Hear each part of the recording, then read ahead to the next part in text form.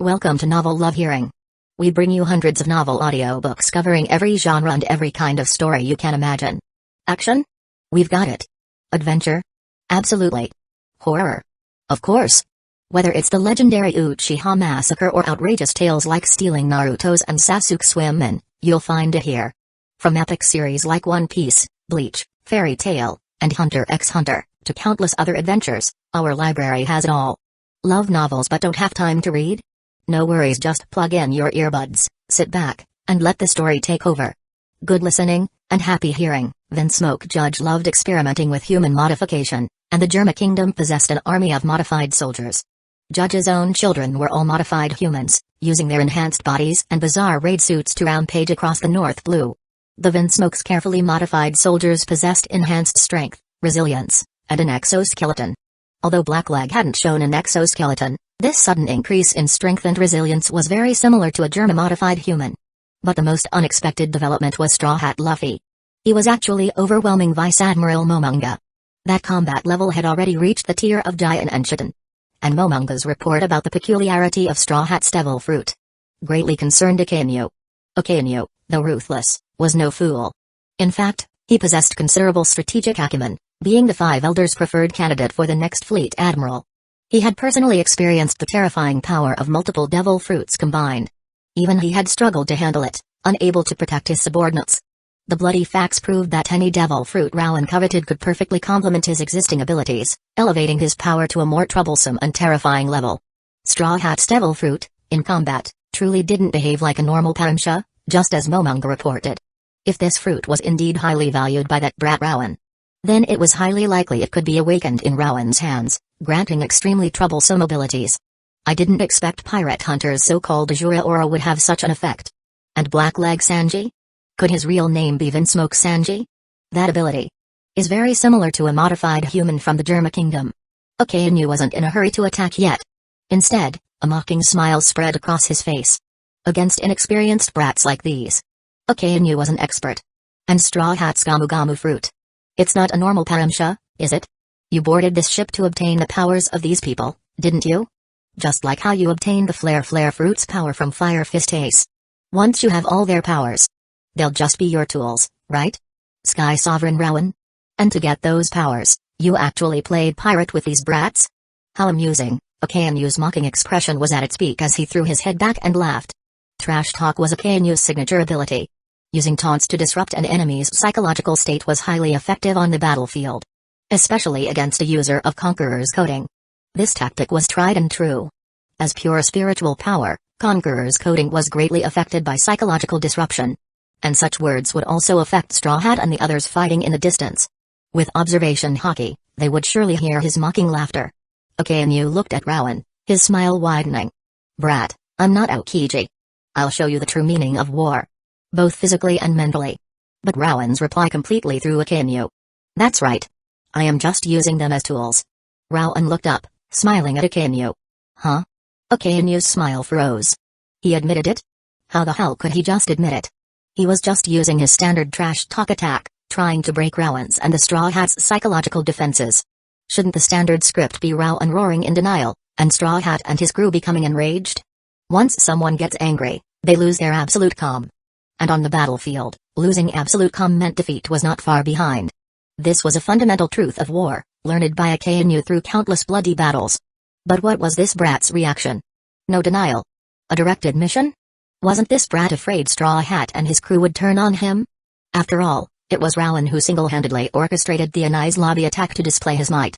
The Straw Hats were just following his lead, declaring war on Marine headquarters and the Buster Call. Under such circumstances, to be called a tool by that brat. Akainu, putting himself in their shoes, knew even his iron will would be violently shaken.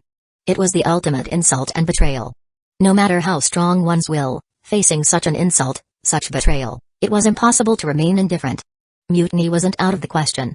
What was this brat planning? But Rowan's next words made Akainu's face turn gloomy. Any problem with that, Luffy? Zoro? Sanji? Rowan called out, his voice, amplified by the rumble fruit's thunder, reaching the distant battlefield. No problem. Use my strength as much as you like, Rowan. I'm your strongest tool. Zoro yelled back, grinning fiercely, his own attacks becoming even more ferocious. Once I'm done with this bastard, I'll make you the best damn pirate lunchbox. Marine Admiral. My name is Vinsmoke Sanji. Remember that. I'm not just Rowan's tool, I'm also his nutritionist. Sanji roared, his attacks on Yamakaji growing even more ferocious. Shishishi. Understand now, Admiral? Our comrades' bonds can't be shaken by a few words from you, you idiot. Luffy's intensely mocking laughter reached Akanu's ears via observation haki, making his face turn as black as ink. With the spiritual link between them, Rowan's true feelings couldn't be masked by mere words. Luffy and the others could feel it. Rowan treating them as tools? Don't make them laugh. Would you tell your tools all your secrets, hiding nothing? Would you infuse your tools with vast amounts of spiritual power, helping them get stronger? Would your tools feel such warmth and support radiating from your heart, like the winter sun? Rowan was their most precious comrade. The one who guided their dreams. The one whose dreams they were willing to die to help fulfill. As for borrowing each other's strength, weren't a comrade's powers meant to be shared? Weren't they themselves utilizing Rowan's power to become stronger? For a mere admiral to think a few words could break their bonds. Then they would use their actions to show this admiral exactly how deep their bonds truly ran. Being Rowan's tool? They were damn happy to be. Well? Okay, and you? My tools are quite useful, aren't they? Rowan asked calmly. No mockery, no emotional fluctuation. But to Akainu, this was the ultimate insult. His tried and true trash talk now looked like the clownish antics of a fool. Especially being called an idiot by that fool Straw Hat. It made Akainu's face incredibly grim. But Rowan's counterattack wasn't over. By the way, you came here on this mission. And you don't even know what Luffy's ability really is? Rowan's words made Akainu tense. Straw Hat's ability? Was this brat about to reveal it himself? But Akainu wouldn't blindly trust any information revealed by Rowan now. His previous boasts had led Marine headquarters to develop flawed strategies that resulted in catastrophic losses. Revealed abilities could become weapons. An ultimate human. This man's strategic thinking. Even Akainu had to be cautious. But despite this, Akainu was still extremely interested in Straw Hat's true ability. Was it really the Gamu Gamu fruit? Hey, really? Marine admirals. Aren't they the world government's strongest combatants? And you were chosen by the Five Elders as the next fleet admiral, right? You're telling me they didn't tell you? The one they sent on this mission. What Luffy's true ability is? Just that Perimsha Gamu Gamu fruit? Even that name was given by the Five Elders themselves. So they sent you here without even telling you the truth about his power? I see. You're not even a tool to the Five Elders. You're just a watchdog. What navy upholding justice? You're just the lapdogs of the Celestial Dragons, of the Five Elders. Akainu. Doesn't that title suit you perfectly, then?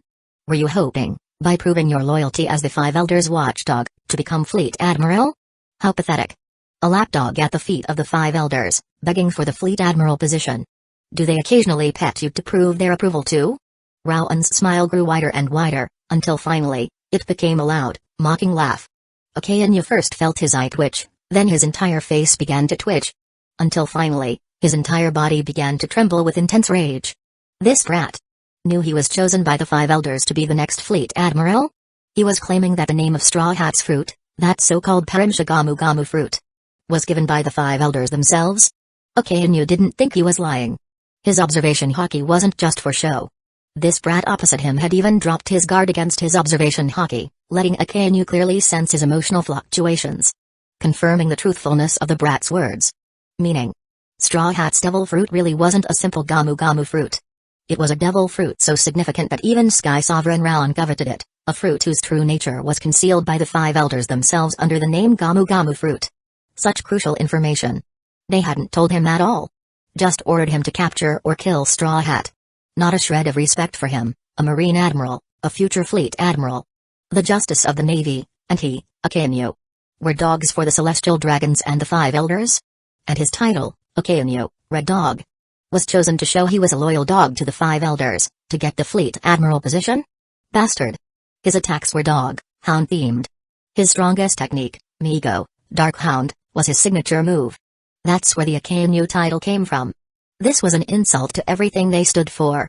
Akainu seethed with rage, smoke literally pouring from him as the magma fruit's power began to leak out uncontrollably from his fury.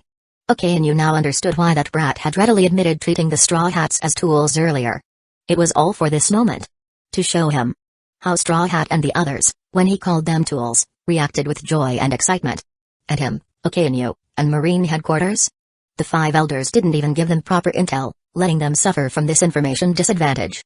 If not for Yamakachi's timely support, Momonga might have already fallen to Straw Hat's suddenly strengthened devil fruit ability. And the root cause was Momonga being completely unaware of Straw Hat's true abilities, caught off guard and suffering a major blow. Even he, an admiral, and Momonga, a vice admiral, were treated like this. Like dogs that could be discarded at any time. From the moment he opened his mouth, his trash talk became a tool for Rowan's own schemes. Words meant to disrupt Rowan and the Straw Hats were turned back on him and Marine Headquarters.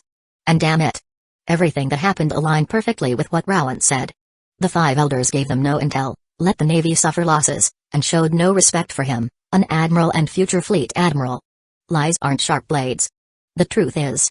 Faced with undeniable truth, unable to refute it, Okainu exploded. Die. Okainu roared, his magma fist hurtling towards Rowan. Did I hit a nerve, loyal doggy? Rowan laughed mockingly. For some reason, hearing that seemingly childish taunt, combined with everything else, made Okainu feel his psychological defenses completely shatter. Completely. Broken. Migo, Dark Hound. With no proper timing or setup, Okainu, disregarding the consumption of stamina and haki, unleashed his strongest technique. His right arm transformed into hyper-condensed magma, the full eruptive power of a volcano unleashed, combined with his full power armament haki, blasting ferociously towards Rowan's head. Migo. Okainu's strongest finishing move. Chapter 145, 145, the counter to the magma fruit. Flying Rage unleashed. Gurgle. Boom. Terrifying, violent magma seethed, emitting the horrifying sound of a volcanic eruption. Migo, Dark Hound. The full power of the magma fruit. Possessing the highest offensive power among all devil fruits. Concentrated entirely into Okainu's right hand. Just as the true power of the ice fruit wasn't ice itself, but the freezing aura capable of freezing the sea, the true power of the magma fruit wasn't just molten rock, but the sheer explosive force it carried upon impact. Like a volcanic eruption. This was pure destructive power. One of the three greatest natural disasters in the One Piece world. And Migo was Okainu's signature move, taking the magma fruit's terrifying eruptive force to its absolute limit.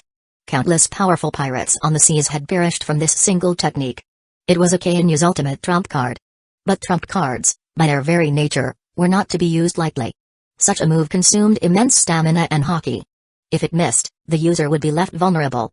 Thus, battles between top-tier powerhouses usually began with probing attacks, wearing down the enemy's stamina, haki, and concentration, until the moment a finishing move was guaranteed to land. But Okainu now, provoked by Rowan's trash talk, his defenses shattered. Had completely lost his composure. He had unleashed his ultimate finishing move with no preamble whatsoever. And the consequence of that? Whoosh! The door fruit model, dimensional gate devil fruit ability activated. An air door, prepared long in advance, opened behind Rowan the instant Okainu launched his attack. Crackle. Boom. Accompanied by a terrifying thunderclap, Rowan's body instantly elementized into a bolt of lightning, vanishing into the air door behind him. Migo's destructive power was legendary. In known battles, it was among the strongest techniques. Whitebeard, Kuma. Both suffered grievous wounds after being hit. Those who faced this attack were either killed or maimed. Having baited Okainu into breaking down and using Migo prematurely. Would Rowan stupidly choose to take it head-on? What was the point of all that trash talk then? Boom. Okainu's magma fist punched through empty air. The terrifying volcanic eruption sound from the magma caused the very atmosphere to shudder violently. The explosive force was so immense, one could visually see the air itself warping and distorting. VMM. But the instant he entered the air door, Rowan, seizing the opportunity, focused his observation haki to its absolute limit. Observation haki, future sight. Whether in real-world science, or within the One Piece world, there was one consensus regarding the past and future. The past could not be changed. But the future held countless possibilities. And as someone who could see the countless possibilities of the future with his ultimate observation haki, Rowan could naturally see different outcomes. The moment Okainu attacked with Migo, Rowan saw two distinct futures. One was the path Rowan had just chosen. Using the door fruit model, dimensional gate devil fruit combined with the rumble fruit to evade, completely avoiding Okainu's finishing move. The other future was one where Rowan didn't dodge, but chose to meet the attack head-on. Using his thunder gloves and conqueror's coating. The result seen through his future sight was complete defeat. The localized destructive force of the magma fruit was even more outrageous than Rowan had initially thought. Even the power of Conqueror's coating would be pierced by the instant volcanic explosive force of the magma fruit. Of course, this also related to the current strength of Rowan's Conqueror's coating. His mastery had not yet reached the absolute pinnacle of the seas, not at the level of Shanks. If it were Shanks's Conqueror's coating, Akanu's Migo wouldn't have been so overwhelmingly effective. Akanu's strength truly was the greatest among the current 3 marine admirals. Especially against Rowan, Akanu's combat power was a full tier above Aokiji's. Aokiji's ice fruit lacked offensive power, though Aokiji compensated with powerful martial arts. Akanu's martial arts were no less skilled. Combined with the violent energy of the magma fruit, Akanu's offensive power was completely incomparable to Aokiji's. This was an attack capable of clashing head-on with an Emperor's Conqueror's coating. A power standing at the absolute pinnacle of the sea. And why, despite such a vast difference in offensive power, could Aokiji fight Akanu for 10 days and nights before a victor was decided? After his battle with Aokiji, and seeing the various possibilities of Akanu's Migo with his observation haki, Rowan now had the answer. The ice fruit's power actually somewhat countered the magma fruit's power. In the original story's Summit War, Aokiji, with his ice fruit, clashed with Ace's flare fruit, yet held no advantage. In fact, Ace seemed slightly stronger. Though Aokiji was holding back, the flare fruit's power, being pure, intangible flame, was difficult for the ice fruit to freeze effectively. But the magma fruit was different. Magma was tangible. Aokiji's freezing aura could even freeze active volcanoes. The freezing aura could weaken the volcano's terrifying explosive force. Meaning it could weaken the magma fruit's strongest destructive power. Just as in Rowan's clash with Aokiji. He used his human fruit's enhanced intellect to outwit Aokiji, forcing him to take the brunt of the explosive lightning and fire. Aokiji survived, as he said, thanks to his ice fruit. The ice fruit's ability to freeze the sea itself had a powerful suppressive effect on such pure energy explosions. The ice fruit, slightly countered by the flare fruit, could in turn somewhat counter the magma fruit, which was superior to the flare fruit. A triangle of the mutual counters among the 3 fruits. No devil fruit was absolutely perfect. Even the magma fruit, possessing the strongest offensive power, was no exception. Pros and cons. That was the nature of devil fruits. To completely defeat the magma fruit, the ice fruit's power could be a crucial factor. Looks like I need to apply more pressure on Aokiji. Either recruit him, or steal all his power. The ice fruit could be very useful in future battles.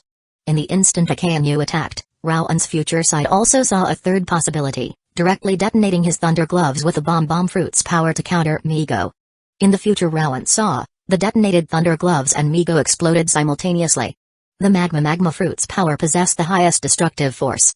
But the rumble fruit's offensive power was also top tier. And with the bomb fruit directly detonating the rumble fruit's energy, it was like bestowing the power of explosion upon lightning itself. The resulting destructive power was in no way inferior to the magma fruit's volcanic eruption. It would be a clash between arguably the 2 strongest localized devil fruit ability attacks in the One Piece world. This collision would trigger a terrifying energy explosion, injuring both Akanu and Rowan. But Akanu's physique was among the strongest in the world, a veritable tank. Such injuries would be trivial to him. In such a clash, Rowan would still be at a slight disadvantage. And detonating the thunder gloves would instantly consume all the condensed energy and infused haki. A far greater stamina and haki cost than Akanu's Migo. Overall, even combining the bomb and rumble fruits with Conqueror's coating, he was still at a slight disadvantage against Akanu's Migo. After analyzing these 3 future possibilities, Rowan quickly formulated his battle plan. Akanu's current attack power was still superior to his, especially Migo. He couldn't clash with it head-on. His advantage lay in the mobility granted by the door and rumble fruits. Akanu's advantage lay in his localized destructive power and incredible tank-like physique and durability. No need to use his weakness against the enemy's strength. Instead, use your advantage against their weakness. This was why trump cards weren't casually unleashed against an opponent with future sight. If one allowed anger to cloud judgment and unleashed a finisher prematurely, then that precognitive ability could be used to analyze the incoming attack and devise an effective counter. Whoosh! Rowan's elementized figure emerged from another air door. Thunder gloves. Rowan's fist, wreathed in Conqueror's coating, shot towards Akanu. VMM. An intense red light flashed in Akanu's eyes. Observation haki, future sight. In terms of speed, even with the 6 powers trained to their peak and the explosive force of magma as assistance, Okayanu's speed couldn't compare to Rowan's, who combined the Door and Rumble fruits. But with future sight, Okayanu could preemptively react, compensating for the speed difference. Banag! Okayanu's Magma Fist met Rowan's Thunder Gloves head-on. The clash between the most violent and tyrannical energy, Conqueror's Coating, and the most destructive Devil Fruit, Magma, instantly triggered a terrifying energy explosion. But Rowan's attack was far from over. Crackle! Boom!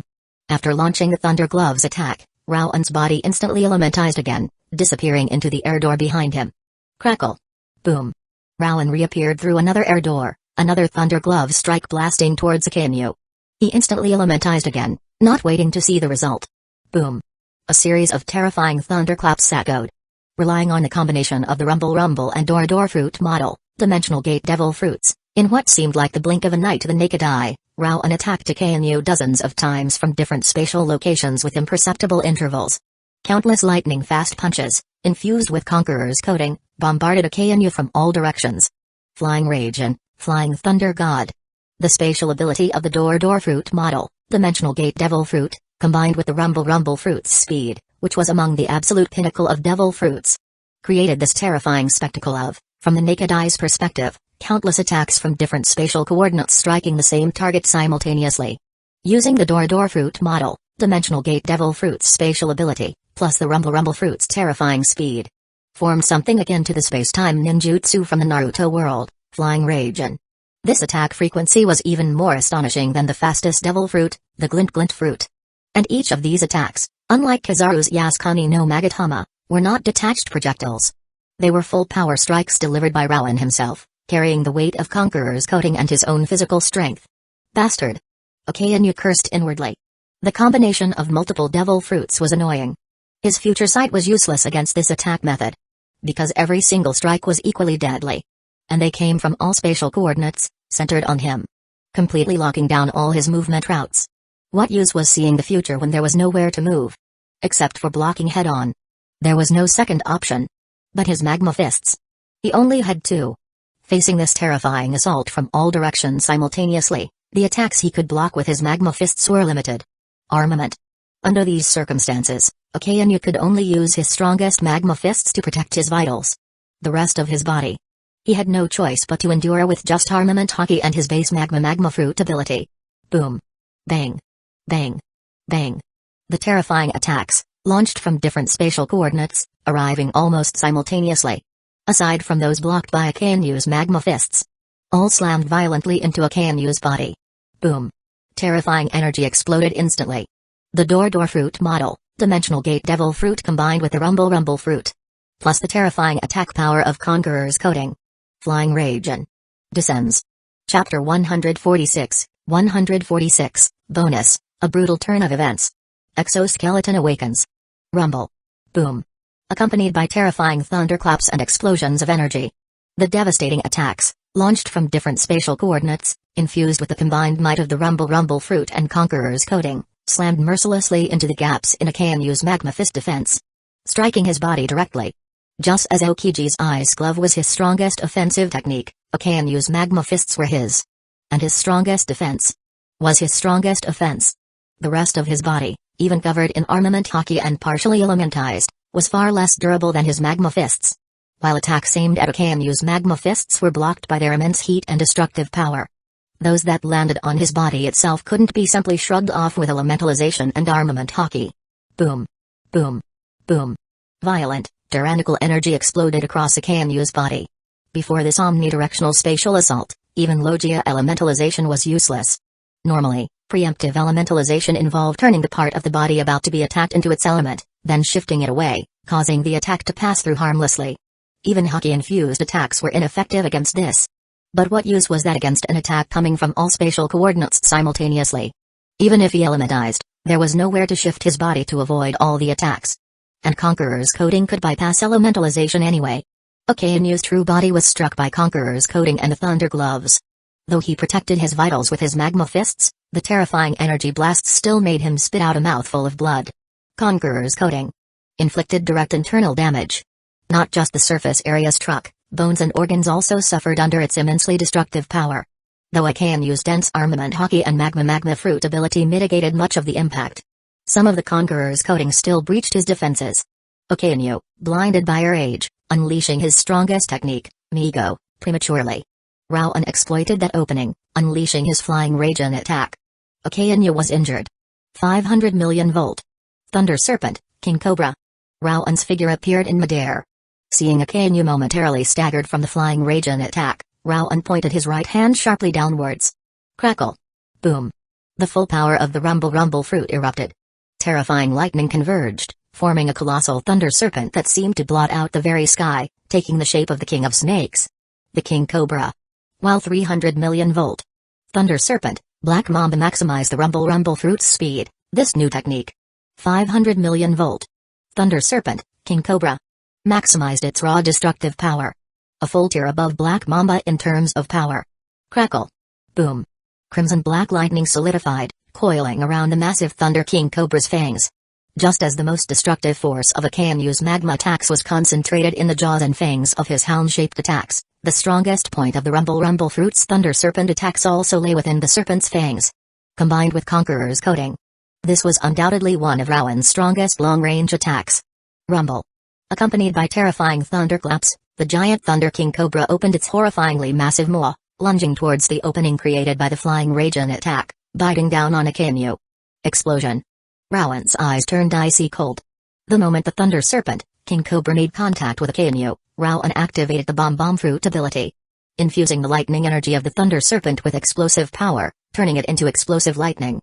Because it was a long-range attack, Rowan didn't have to worry about the aftershock, allowing him to freely combine the bomb and rumble fruit abilities. Boom.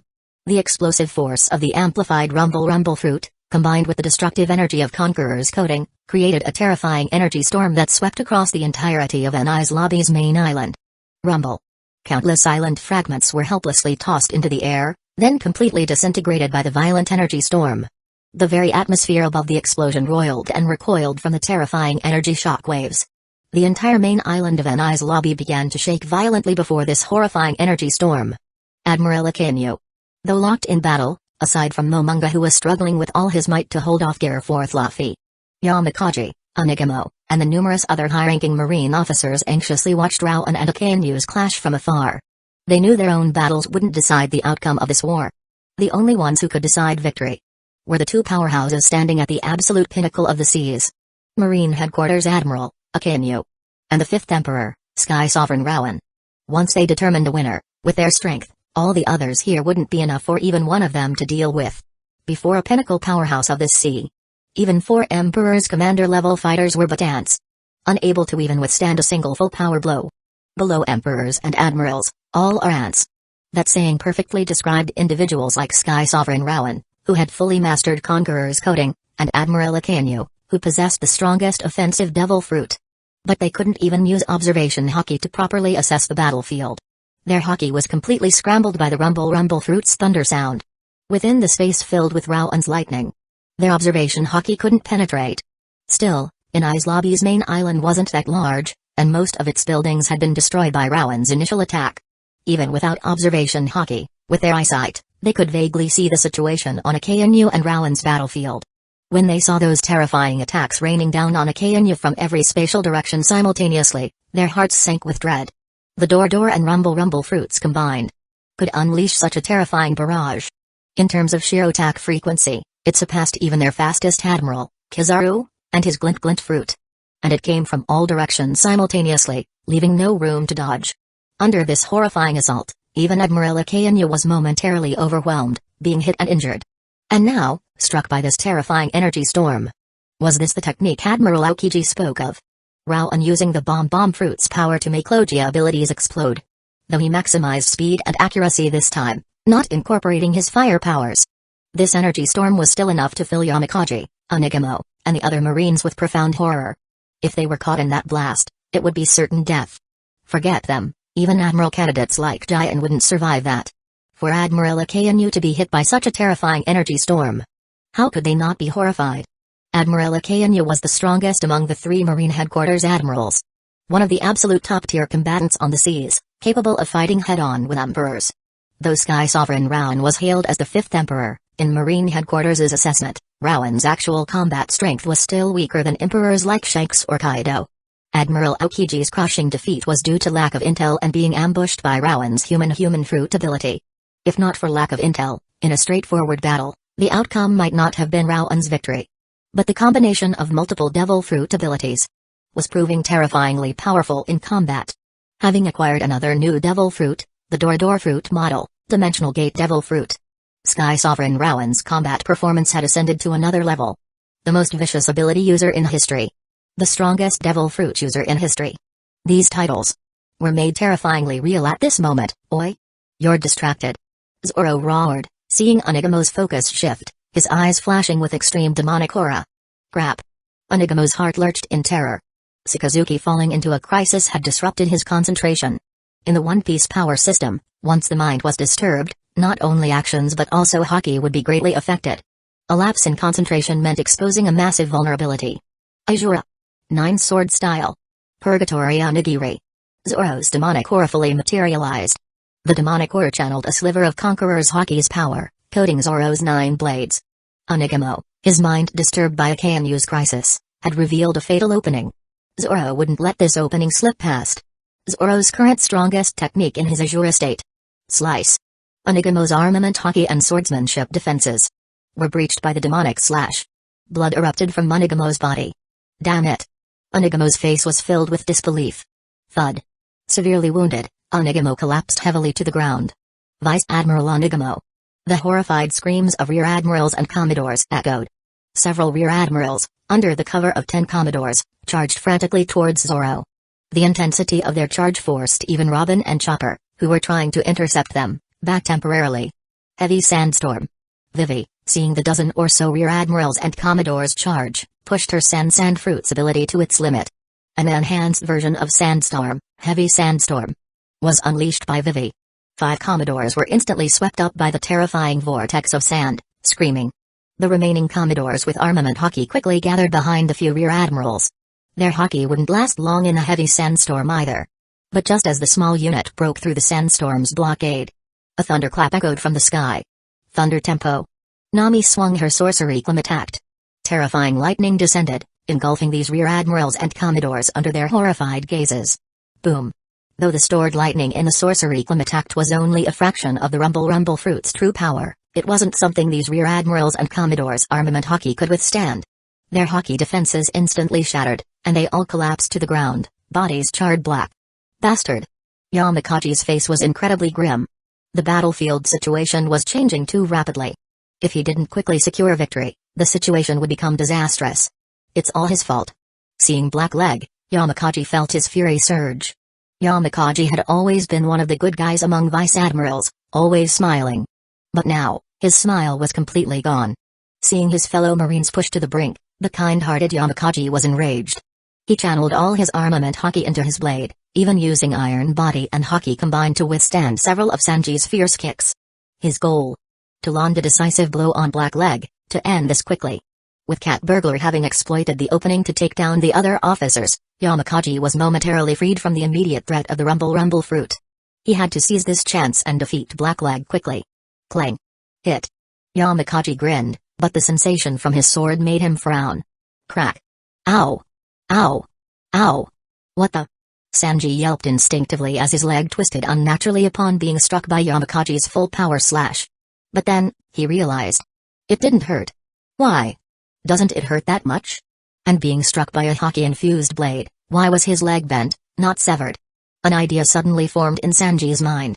Crack. Crack. Crack. Sanji rapidly hammered on his twisted leg. Under Yamakachi's utterly bewildered gaze, the twisted leg straightened itself back. Modified exoskeleton. Awakened. Chapter 147, 147, The Strongest Pirate Crew. New week. Let's push this power. Sanji exclaimed, feeling the new strength awakened within his body. Speed, power, resilience. All drastically enhanced. Even more significantly, his body had become tougher than steel, uniquely resilient. Exoskeleton. Sanji murmured, his eyes widening slightly as he recognized the power. If Sanji could look in a mirror right now, he'd see his eyebrows curl head reverse direction, now matching his siblings. Sanji was no stranger to the power of the exoskeleton. It was the result of the genetic modifications his father, Vinsmoke Judge, performed on him and his siblings. using lineage factor to modify them, granting them superhuman power. The powers infused into their bodies were strength, encompassing speed and power, resilience, durability and recovery, and most importantly, the exoskeleton. His siblings, Reiju, Akiji, Nijai, and Yanji, had possessed these superhuman abilities since childhood. The price was the loss of human emotion. Though his sister Reiju retained her emotions, she couldn't disobey their father's orders. His mother, to ensure he could retain his human emotions, had taken a drug that affected the exoskeleton's lineage factor modification. While he kept his emotions, he was born with the body of a normal human, without an exoskeleton or superhuman powers. While digesting Rowan's infused spiritual power, Sanji sensed it. The modified lineage factor within him hadn't vanished due to his mother's actions, it was merely dormant. And as he assimilated Rowan's spiritual energy, the strength and resilience modifications were slowly activated, enhancing his power, speed, and durability.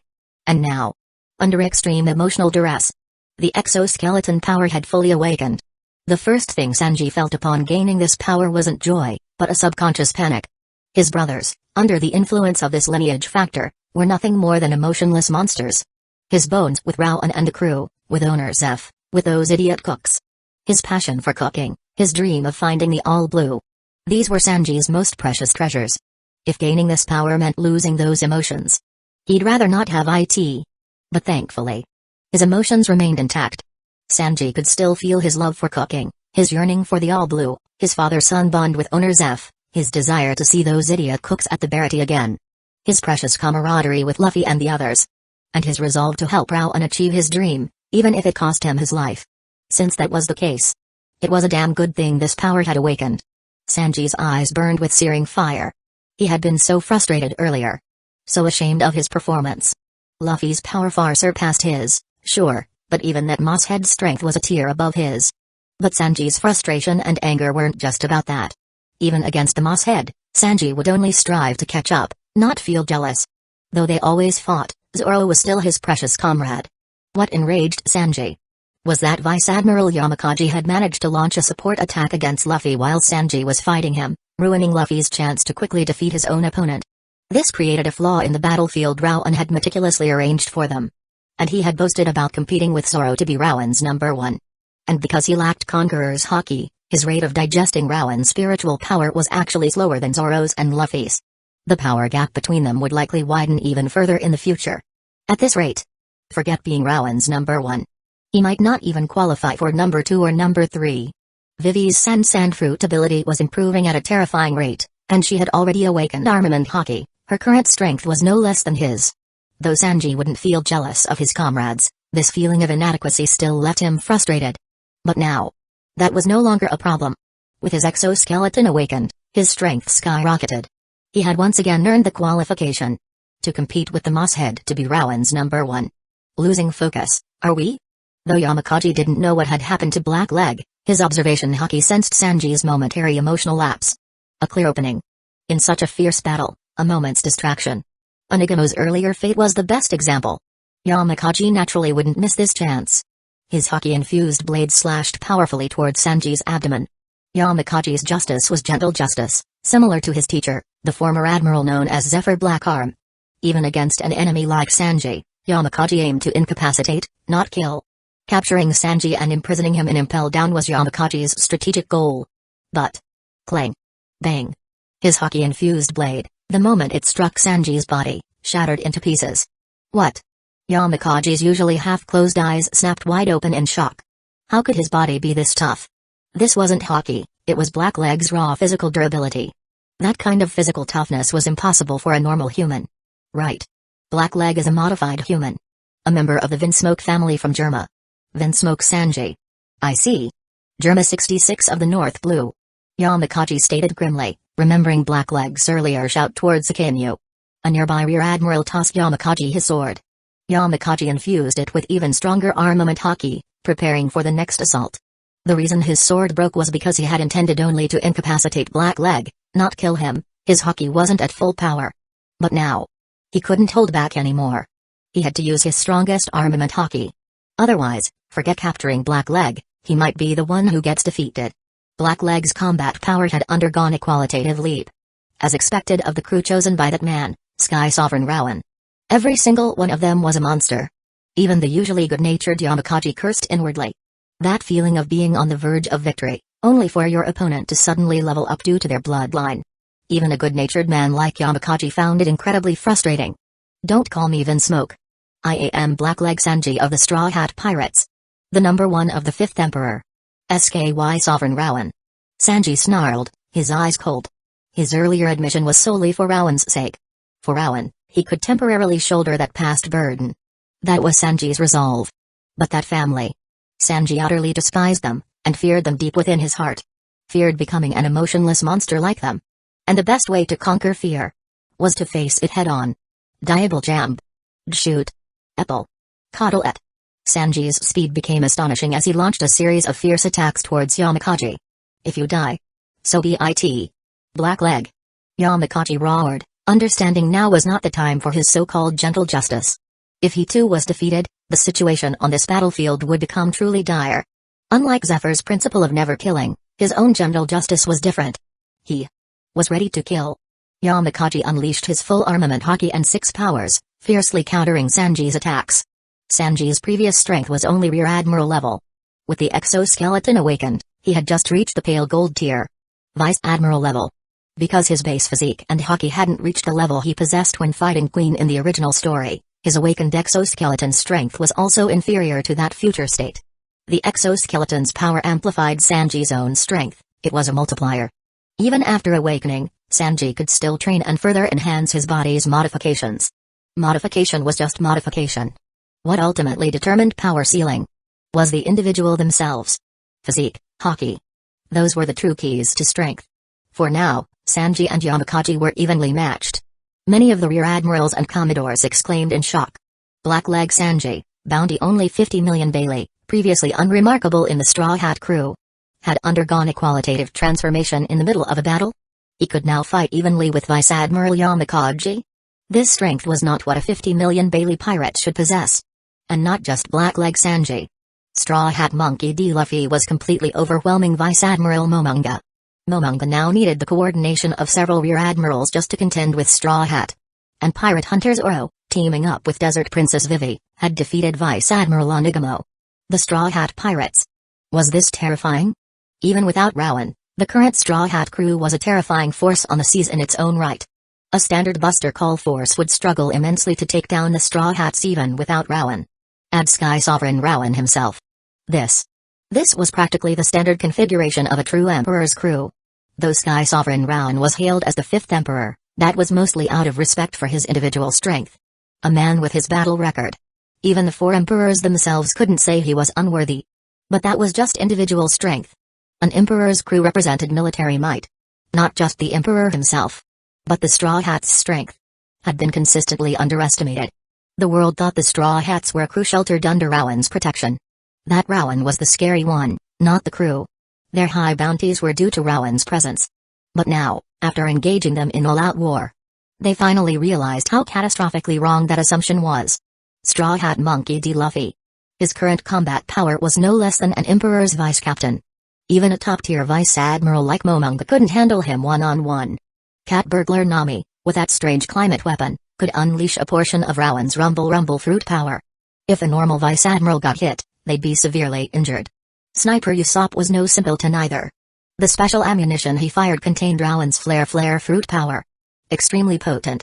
Plus Devil Child Nico Robin, who had also mastered armament haki. And Rowan's pet, who could transform into a monster, another Devil Fruit user. Without a doubt. This was a fully fledged Emperor crew. Could it be that in the future, the Straw Hat Pirates, once dismissed as a crew under Rowan's protection, could grow to become a formidable pirate crew rivaling even the Red Hair Pirates?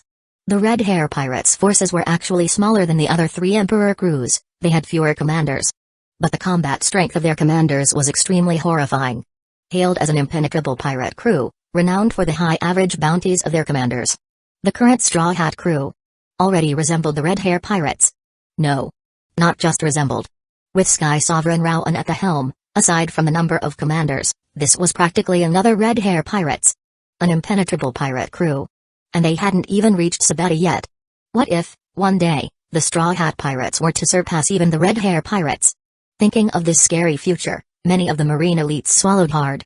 surpassing the Red Hair pirates, renowned for the high average bounties of their commanders. Wouldn't that make them the strongest pirate crew? In their minds, an image of a taboo name within Marine headquarters and the world government emerged. The Pirate King's crew. A super pirate crew possessing more than one Emperor-level powerhouse. The Roger Pirates. Chapter 148, 148, Bonus, Azure Aura equipped. A new power. Even the rear admirals and commodores had grasped the horrifying implication. How could Yamakaji, a vice admiral, not see it? Despite unleashing his full strength. Swordsmanship, hockey, 6 powers. He couldn't gain any ground against Blackleg in a one-on-one fight. Blackleg already possessed vice admiral level combat power. Add to that the even stronger Straw Hat Luffy. And pirate hunters Oro and Desert Princess Vivi, who had just defeated Vice Admiral Onigamo together. Plus cat burglar Nami, devil child Nico Robin, sniper Usopp, Sky Sovereign Rowan's pet Chopper, and that cyborg Frankie. Though fewer in number, this was practically the configuration of a complete Emperor crew. The Straw Hat Pirates now posed a threat equal to, perhaps even greater than, a full Emperor crew. And this crew had only been active for less than a year. Even against Whitebeard's crew, led by the world's strongest man himself, they wouldn't have suffered such devastating losses so quickly. Sky Sovereign Rowan's bizarre abilities were endless. That awakened Door Fruit model, Dimensional Gate Devil Fruit ability, appearing so suddenly had caught them all completely off guard. With Rowan at the helm.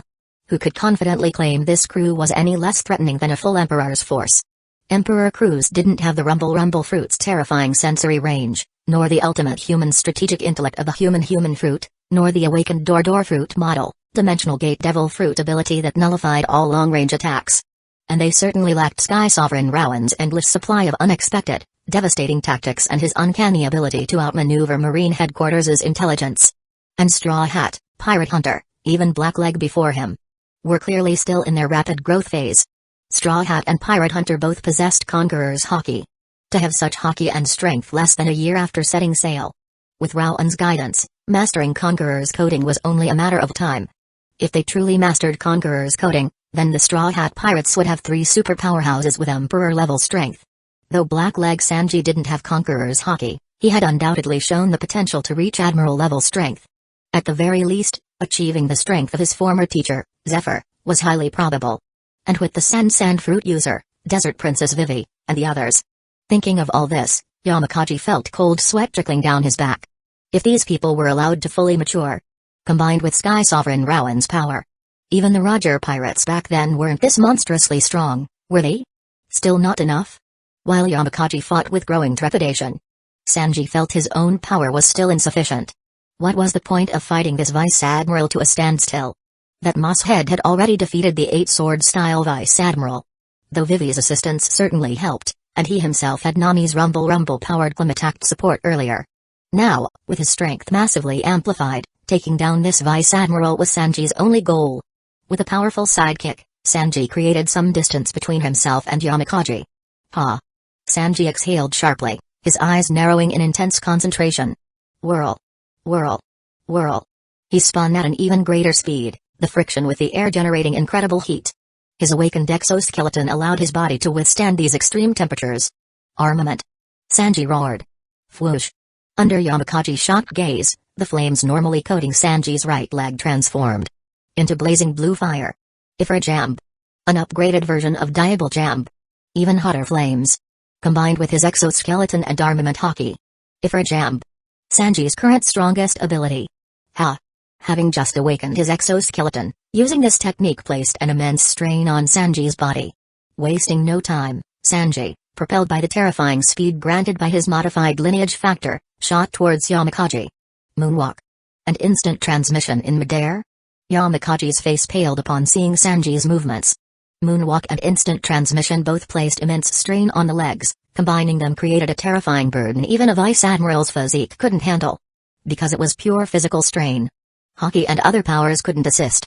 Only a special modified human like Blackleg could withstand such a horrifying burden with their physique. I'll take this attack head-on. Yamakaji roared. Sanji's speed now surpassed his own. Facing this attack, Yamakaji's only option was to block head-on. And as a Vice Admiral who had mastered the 6 powers to an extreme, his strongest defensive method was, of course, the combination of armament hockey and iron body. Armament. Iron body. Go, Steel. Yamakaji braced himself, coating his entire body in dense armament haki, then activated his strongest iron body. Premier Hikas. Duxiim Hikas. Troziim Hikas. Quatriim. Cinquiim. Sixiim. Septiim. Huadiim. Sanji instantly appeared before Yamakaji, his Ifrit Jamb unleashing a relentless barrage of kicks targeting every part of Yamakaji's body. Each kick made Yamakaji's face contort in pain. The Ifrit Jamb, with its blue flames, armament haki, and exoskeleton power. Even armament haki combined with the strongest iron body was struggling to hold. His armament haki was being rapidly depleted, his strongest iron body was gradually breaking down. Ifrit Jamb. Boyuf burst. Sanji roared, unleashing his strongest kick. Whoosh. Crackle. Accompanied by a burst of fire and explosive lightning. Ifrit Jamb's finishing move slammed heavily into Yamakaji's abdomen. Crack. His armament haki and strongest iron body shattered simultaneously. Yamakaji sprayed out a mouthful of blood, his eyes rolling white. Thud. Yamakaji's body crashed heavily to the ground, unconscious. Vice Admiral Yamakaji. The surrounding Marine elites yelled in horror. Vice Admiral Yamakaji. Defeated. Marine Headquarters Vice Admiral Yamakaji vs Blackleg Sanji. Victor, Blackleg Sanji. Ha. Ha. Thud. Sanji, having retracted his Ifrit Jamb, collapsed to the ground, gasping for breath. Using that power for the first time had nearly exhausted all his stamina. Not bad, Pervy Cook. Zoro commented, having defeated Onigamo, his own stamina and haki also at their limit. He pulled off his green bandana, smiling at Sanji. Humphrey. Goes without saying, Mosshead. Sanji grinned back. Then, Sanji and Zoro's gazes both turned towards the center of Inai's lobby's main island. Their battles here were won. But the most important fight was far from over. The battle between Rowan and Akainu. Zoro and Sanji's expressions turned grim. Their observation haki could sense something unusual there. So the exoskeleton finally awakened? Rowan, of course, had noticed the situation on Sanji and Zoro's battlefields. He smiled upon seeing Sanji's exoskeleton awaken. With it awakened, Sanji's combat power leaped to pale gold tier. Vice Admiral level. Even on these vast seas, he could now be considered a truly strong fighter. Ifrit Jamb's power was astonishing. The exoskeleton even allowed Sanji to wield blue flames, whose temperatures surpassed the limits of the flare fruit. Sanji's Ifrit Jamb was easily comparable to the power boost of a T1 level devil fruit. And Rowan could also grant Sanji Conqueror's haki. Ifrit Jamb combined with armament haki was already incredibly powerful. If they added Conqueror's coating and the exoskeleton's enhanced physique, Sanji reaching Emperor-level strength was not a pipe dream. And more importantly, with Sanji's exoskeleton awakened, the modified exoskeleton trait's status had also updated for Rowan. Once equipped, Rowan would instantly gain the awakened modified exoskeleton trait. Its combat potential was evident through Sanji's current performance. Astonishingly powerful. The exoskeleton trait itself acted as a strength multiplier. The stronger the user, the stronger the exoskeleton's amplifying effect. With Rowan's current physique and power, combined with the exoskeleton trait, it could more than compensate for his own lack of formal martial arts training. I wonder how it would compare to Big Mom's monstrously tough body. Rowan smiled inwardly. But now wasn't the time for such thoughts. Rowan, with his human fruit-enhanced intellect, processed all these thoughts in an instant, his gaze now fixed intently on the dissipating energy storm at the center of the battlefield. Gurgil. Okainu's figure had completely vanished. That entire area was now a sea of magma, churning and bubbling like a living volcano. Gurgil. With a surge of boiling magma, a figure composed entirely of magma climbed out from the bottom of the magma world. Hiss. The intense heat from the magma made contact with the atmosphere, producing a hissing sound. Okainu's figure slowly reformed. His face was incredibly grim. Okainu now looked somewhat battered. Blood trickled from his forehead and the corner of his mouth. But his body still stood firm, like an active volcano. Monster. Both Okainu and Rowan simultaneously cursed inwardly, looking at each other. Okainu's thought was, that frightening attack posed a significant threat, especially that final explosive lightning. Its destructive power exceeded the supposed limits of the rumble fruit. No wonder Aokiji was so thoroughly defeated by this brat. Even he had suffered injuries despite using his magma fruit to temporarily immerse himself in the magma pool below, creating a localized magma world to mitigate the initial impact. Rowan's thought was, the magma fruit is really annoying. To instantly submerge himself in a magma world like that to avoid damage.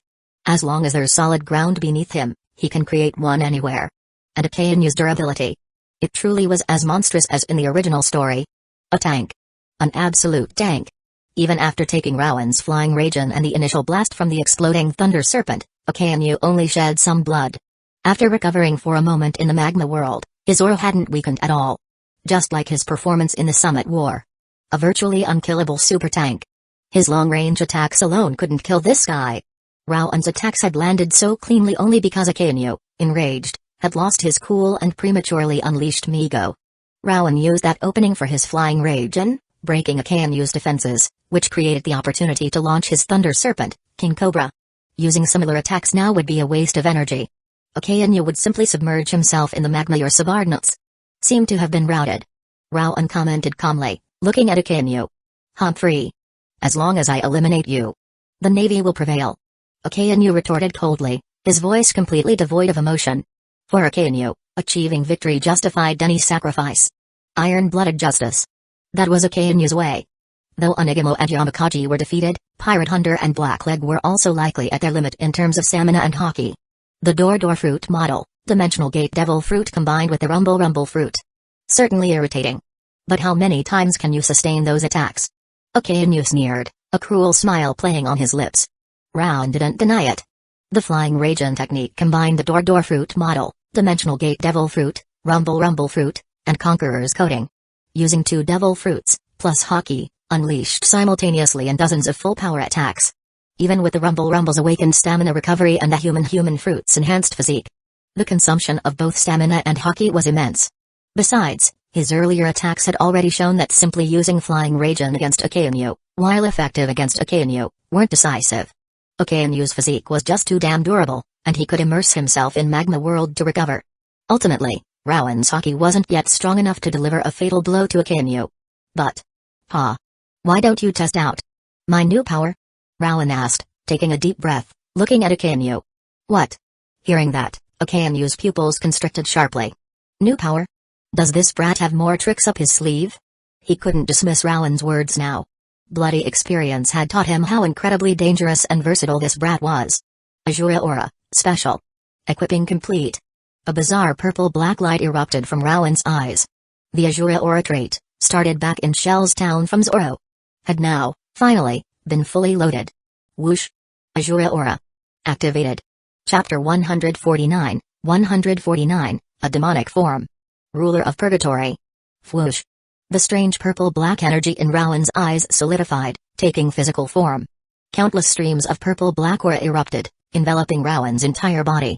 An incredibly frightening presence beginning to emanate from him. Azura Aura.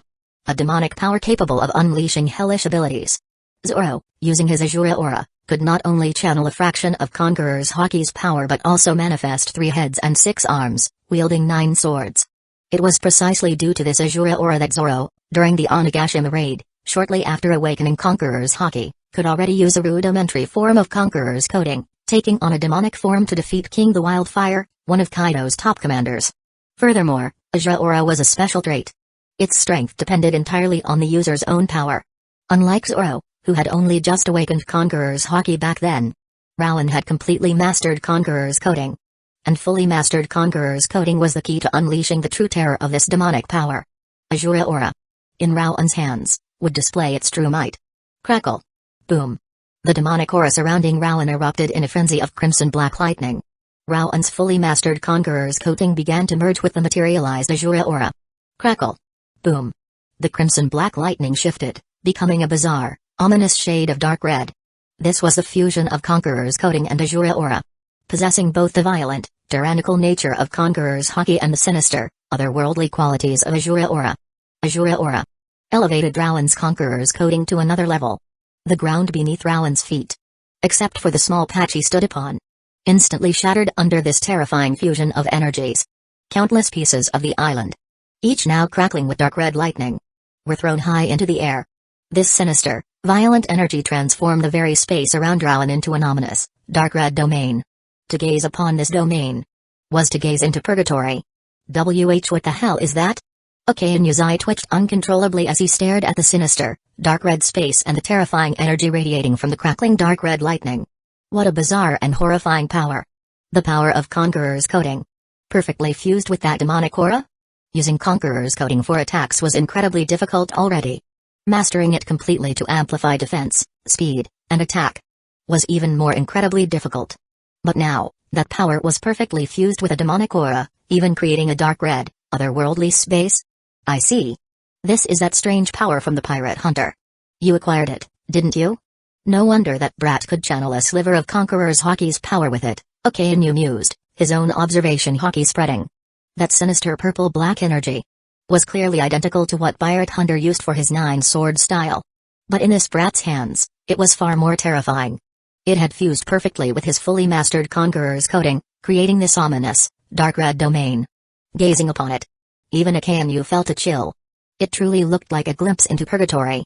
And staring into that dark red space, Akanu could even see it. Something demonic, something otherworldly. And it wasn't merely a visual illusion. This demonic presence emanated a sinister aura. An aura that made even his spirit waver. This demonic being. It attacked the mind itself. And when one's spirit was disturbed, not only Hockey but even devil fruit powers would be affected. Akanu's eye twitched violently, and he immediately focused, suppressing the disturbance with all his might. His spirit, forged by his absolute, iron-blooded justice, was incredibly resilient. But even so, he felt its influence. To resist the mental assault of this demonic entity required him to expend even more Hockey. And this was him. Akanu, if it were someone with weaker Hockey, even an admiral candidate, their Hockey could be utterly shattered before such a mental attack.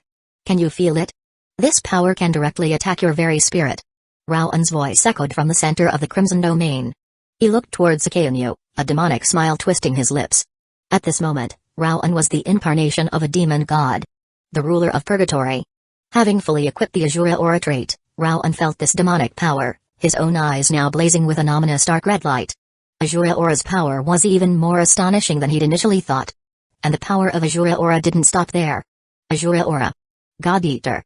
Rowan declared, looking at Akanu, and swiped his right hand sharply downwards. Crackle. Boom.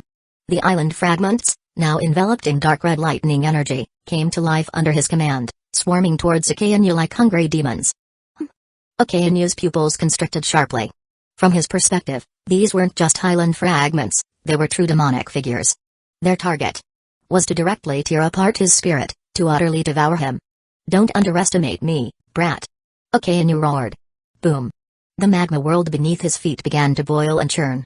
Like an erupting volcano. A terrifying flood of magma surged skyward, engulfing the demonic entities. Boom. The magma torrent, carrying devastating power, consumed the demonic beings formed from Anai's lobby's fragments. This magma contained not only the heat and force of molten rock but also the full, explosive might of the magma fruit. But crackle. Boom. A terrifying energy shockwave echoed. As the demonic entities actually began to tear into and devour the magma flood couldn't withstand their assault. Gaps appeared, widening. Under Akanu's horrified gaze, these demonic entities completely broke through the magma's defenses and continued their assault on him. This proved one thing, the raw power of the magma fruit alone could no longer hold them back. Gurgle. Boom. With a terrifying roar of boiling magma, Akanu's arms transformed into colossal magma fists. Armament. Akanu bellowed. Extremely dense armament Hockey coiled around his magma fists. Ha! Akanu roared again, swinging both fists. The magma fruit ability, combined with his extreme martial arts and his strongest armament Hockey, smashed heavily into the demonic figures. NGH. Akanu's brow twitched even more violently now. Previously, against this brat's attacks, even the combination of the rumble fruit and Conqueror's coating, his magma fists could directly shatter them. In terms of offensive power, even with Conqueror's coating, because the brat's Hockey wasn't as strong yet, Akanu still held the absolute advantage. But now, clashing with these demonic entities, though he could still block them, his previous advantage was gone. His stamina and Hockey were being consumed at a drastically increased rate. This demonic power not only attacked the spirit itself, but it had also elevated this brat's Conqueror's coating to another level. Akanu roared in fury, shattering the demonic entities with his fists. But the cost in stamina and Hockey made his expression extremely grim. His earlier disadvantage in the battle was due to being caught by the brat's schemes and getting injured. But now, the situation felt wrong. Great Flame Commandment. Rowan, watching Akanu shatter his demonic projectiles, narrowed his eyes. Even with Azura aura amplifying his Conqueror's coating, Rowan didn't expect that alone to be enough to defeat someone of Akanu's caliber. But he still had other powers. Whoosh. Terrifying flames erupted, engulfing the dark red domain. Flare flare fruit? Akainu snarled, veins bulging on his forehead. Brat. There's a limit to looking down on people. The flare flare fruit is just fire. I wield magma. I can burn even fire to cinders. Using the flare flare fruit, inferior to the magma. Are you mocking me? Akainu's eyes blazed with fury. Not using the awakened rumble fruit, instead choosing this unawakened flare flare. This wasn't just looking down on him. It was blatant insult. Is that so? Rowan, now a flame human, grinned demonically. Azura aura, great flame commandment. The purple-black energy in Rowan's eyes solidified, merging with the raging inferno. Whoosh. The burning flames now took on a strange, sinister purple-black tinge. Hellfire. Rowan commanded, concentrating all these Azura-amplified flames onto his right fist. Fire fist. Rowan thrust his right fist forward. A horrifying pillar of hellfire shot out from his fist.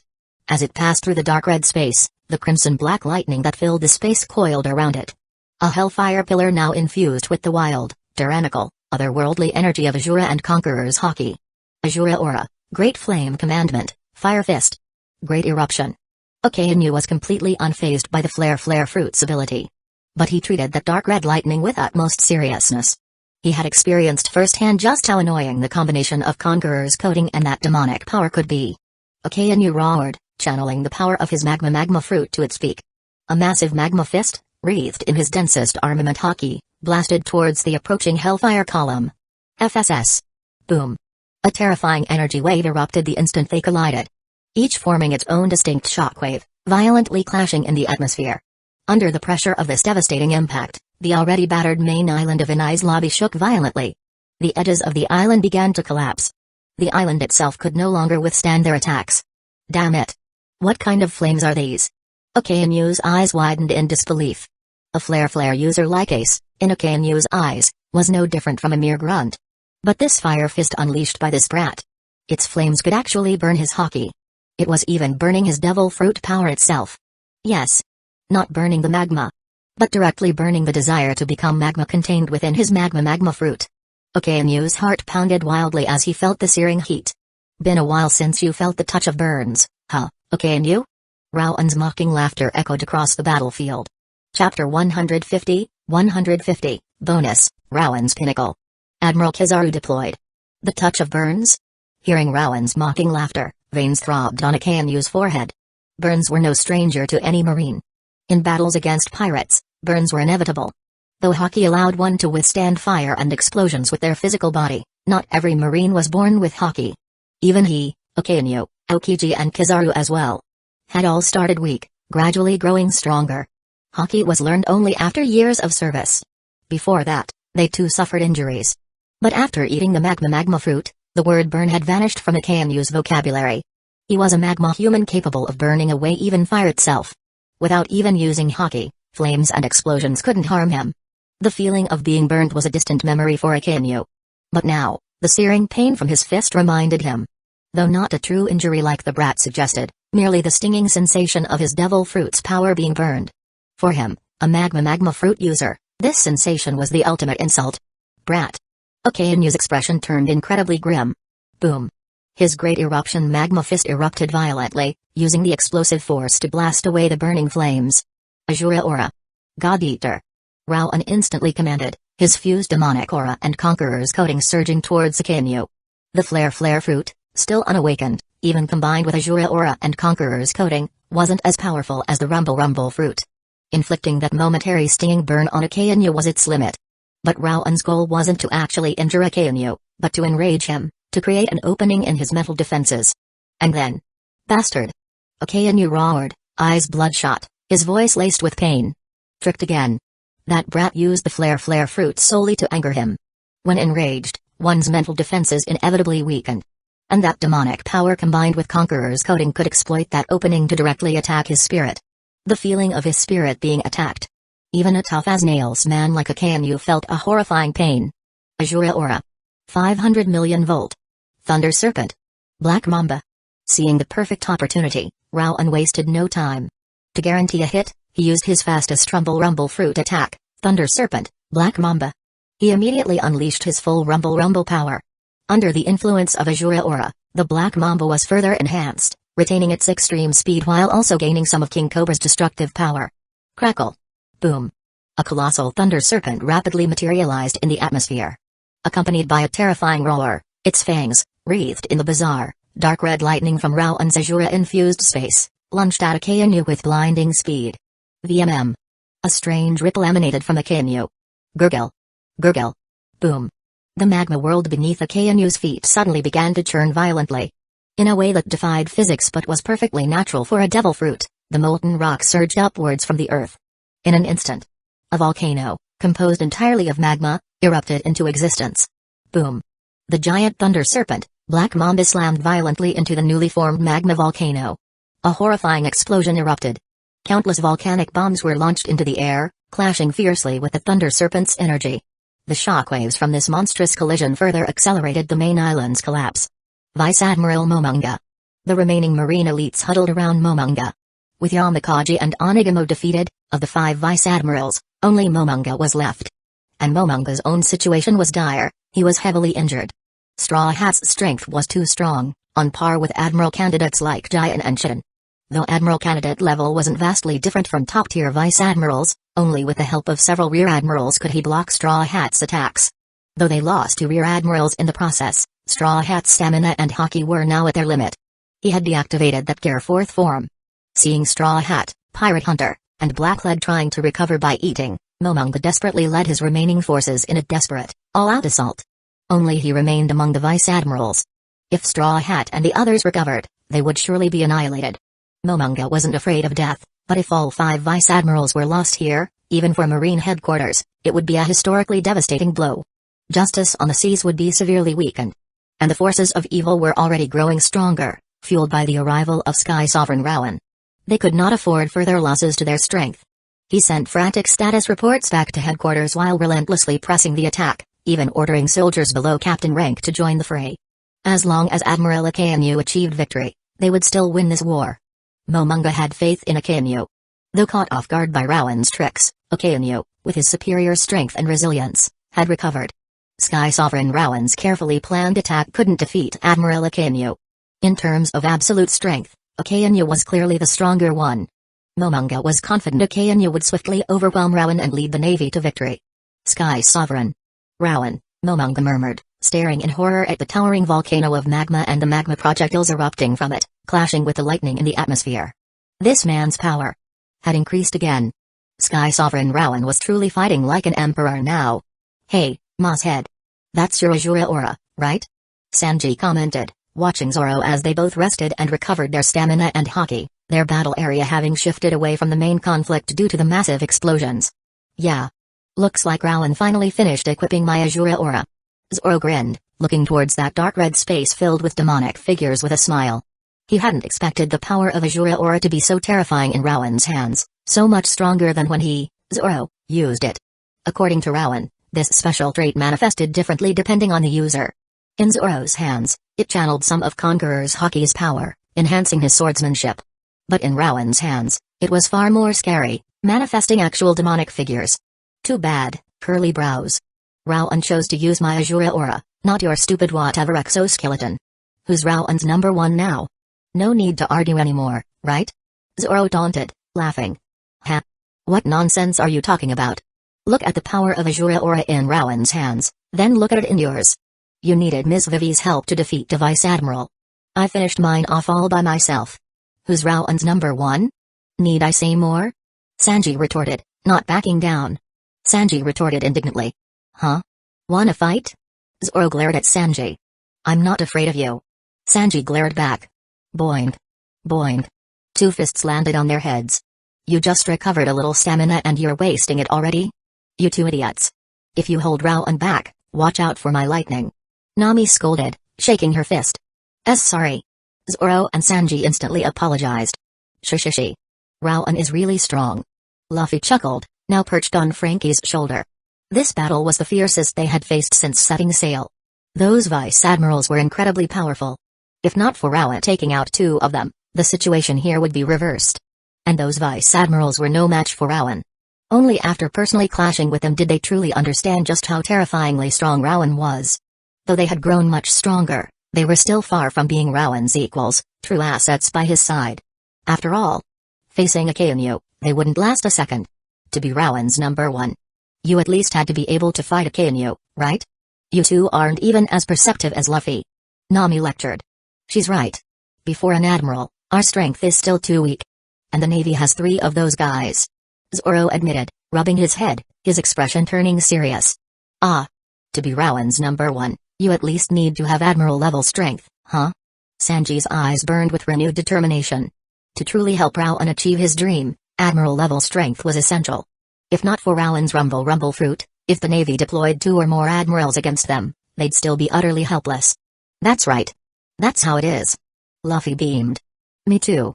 Vivi, standing beside Nami, also declared with fierce determination. Vivi. You have the sand fruit. Once you awaken it, you two can defeat the Vice Admiral alone. Nami smiled encouragingly at Vivi. That's not enough. Vivi replied with a determined smile. The sand fruit was powerful, but even awakened, it wouldn't make her an admiral. To reach admiral-level strength, she still needed Haki.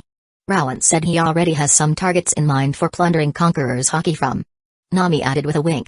Everyone had witnessed how powerful Conqueror's Haki could be. Mastering Conqueror's coding was the path to becoming a true top-tier powerhouse. And thus a true asset by Rowan's side. And currently, in their crew, besides Rowan, only Luffy and Zoro possessed Conqueror's Haki. Then let's just give it to Vivi. Anyway, Curly Brows is already stuck at number 3, being number 4 shouldn't make a difference. Zoro suggested, glancing dismissively at Sanji. No. Give it to Sanji. Vivi declared seriously. Maximizing his strength is how we can best help Rowan, isn't it? Vivi smiled, gazing resolutely towards the distant battlefield. She wanted to become stronger. For Rowan's sake. Look at Vivi's resolve. You two idiots were just fighting moments ago. Nami scolded. Sorry. Zoro and Sanji mumbled, genuinely ashamed. Then hurry up and recover. Capture those Marines. If the Navy sends more reinforcements, at least we'll have hostages. Luffy declared, grinning. Everyone looked at him with surprise. Luffy, usually so simple-minded, showing strategic thinking now? Marine headquarters. Yamakaji and Onigamo are defeated. And Akainu is at a disadvantage against Sky Sovereign Rowan. Hearing this report, Sengoku's eyes widened in horror. No way. Aokiji murmured in disbelief. Akainu, stronger than him, with offensive power on another level, was at a disadvantage in direct combat? Sky Sovereign Rowan has acquired a new power called Azura Aura. It amplifies Conqueror's coding and Devil Fruit abilities. Sengoku stated grimly. Rowan's combat strength was already troublesome. Though his Haki intensity wasn't quite at peak Emperor level. To fight Akainu head-on like this. This man's power had undoubtedly reached the true pinnacle of these seas. Peak Emperor level strength. Kizaru. Head to Anai's lobby immediately. We cannot afford this defeat. Sengoku roared into another transponder snail. He hadn't anticipated Sky Sovereign Rowan and the Straw Hat crew's strength would reach such heights. This was, aside from the small number of commanders, a complete Emperor crew. If they stubbornly let Akainu keep fighting Rowan alone, Momonga and the others might be completely annihilated. Under these circumstances, dispatching Kizaru was the best choice. Understood. Kizaru's characteristically lazy voice replied. Marine Headquarters Admiral Borsalino Kizaru. Deployed. The magma fruit. Awakened, is it? Rowan looked at the magma volcano Akainu had become, and exhaled slowly. His eyes blazed with an intense purple-black light as demonic aura surged outwards. The next move would be his ultimate current form.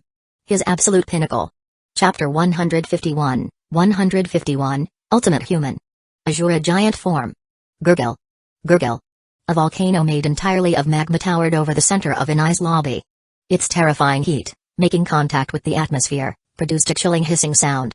Billowing white smoke, carrying the acrid scent of magma, poured from the volcano's caldera. As it cooled slightly in the air, the newly emerged volcano's outer layer of magma began to solidify, revealing the underlying earth and rock of the island beneath. A complete, active volcano. Created through the power of the magma fruit. Now dominated Anai's lobby. An awakened magma fruit could transform the very earth into magma, creating countless horrifying volcanoes with their erupting molten flows. The magma boiling within these cauldrons possessed not only intense heat but also the magma fruit's most terrifying ability, the destructive power of a volcanic eruption, FSS. A section of the volcano facing Rowan transformed back into magma, and a figure emerged, walking out from within the active volcano itself. Akainu's expression was incredibly grim, his body now seemingly composed of flowing, terrifying magma. Just by standing in the open air, the intense heat from his magma body made the atmosphere sizzle. "I underestimated you, Sky Sovereign Rowan," Okainu stated, his voice dangerously low as he looked towards the figure in the distance. Based on Marine Headquarters' strategic analysis and Sengoku's calculations, they had a clear assessment of Rowan's strength. Though possessing both Conqueror's Coating and the Rumble Fruit, his Haki wasn't strong enough, and his martial arts skills negligible. His actual combat strength should have been around Aokiji's level. Definitely weaker than the four emperors. Okainu arrived leading the Buster Call with complete confidence. He believed that as long as Rowan dared engage him directly, he could extinguish this evil flame threatening the seas. But the moment they clashed, the situation changed drastically.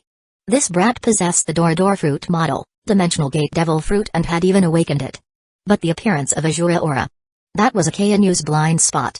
This power was too bizarre. It could actually suppress his Haki and Devil Fruit ability. No. Not just suppress, it directly attacked his spirit, weakening his powers.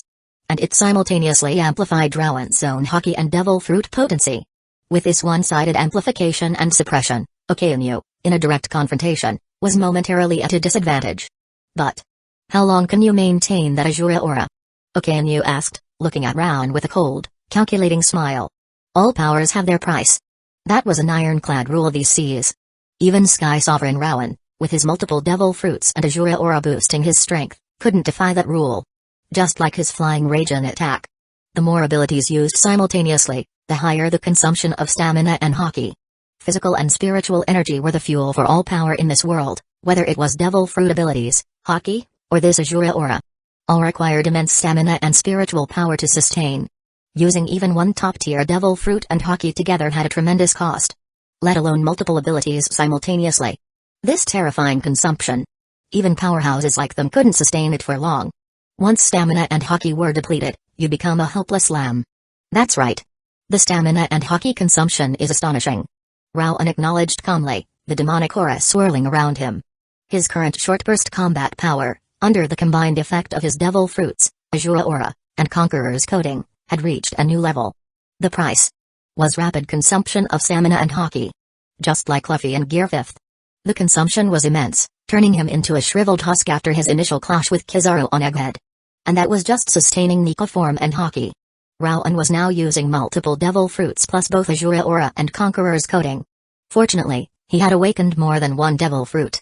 Both the Rumble Fruit and the Human Fruit, once awakened, provided massive stamina boosts.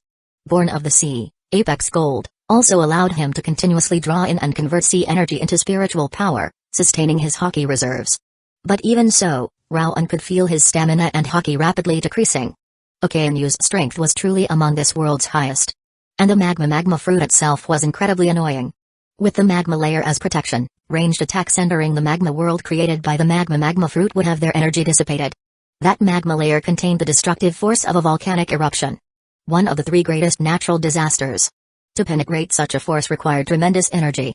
By the time an attack reached Okainu's true body, its energy would be insufficient to cause fatal damage to his powerful physique. And any damage sustained, Okainu could simply merge into the magma world and recover using his fruit's ability. Ranged attacks were not only ineffective against Rowan, but also negligible against Okainu. To inflict real damage on Okainu, one had to engage in close combat. This was the true method for powerhouses of this level to decide a victor. Rowan's eyes narrowed, the strange purple-black aura around him intensifying, coalescing into even denser Azura Aura that coiled around him. Okainu's eyes narrowed sharply. The Azura Aura had grown more potent. But the bizarre dark red space was rapidly shrinking. It seemed all the demonic energy was now concentrated entirely within Rowan's body.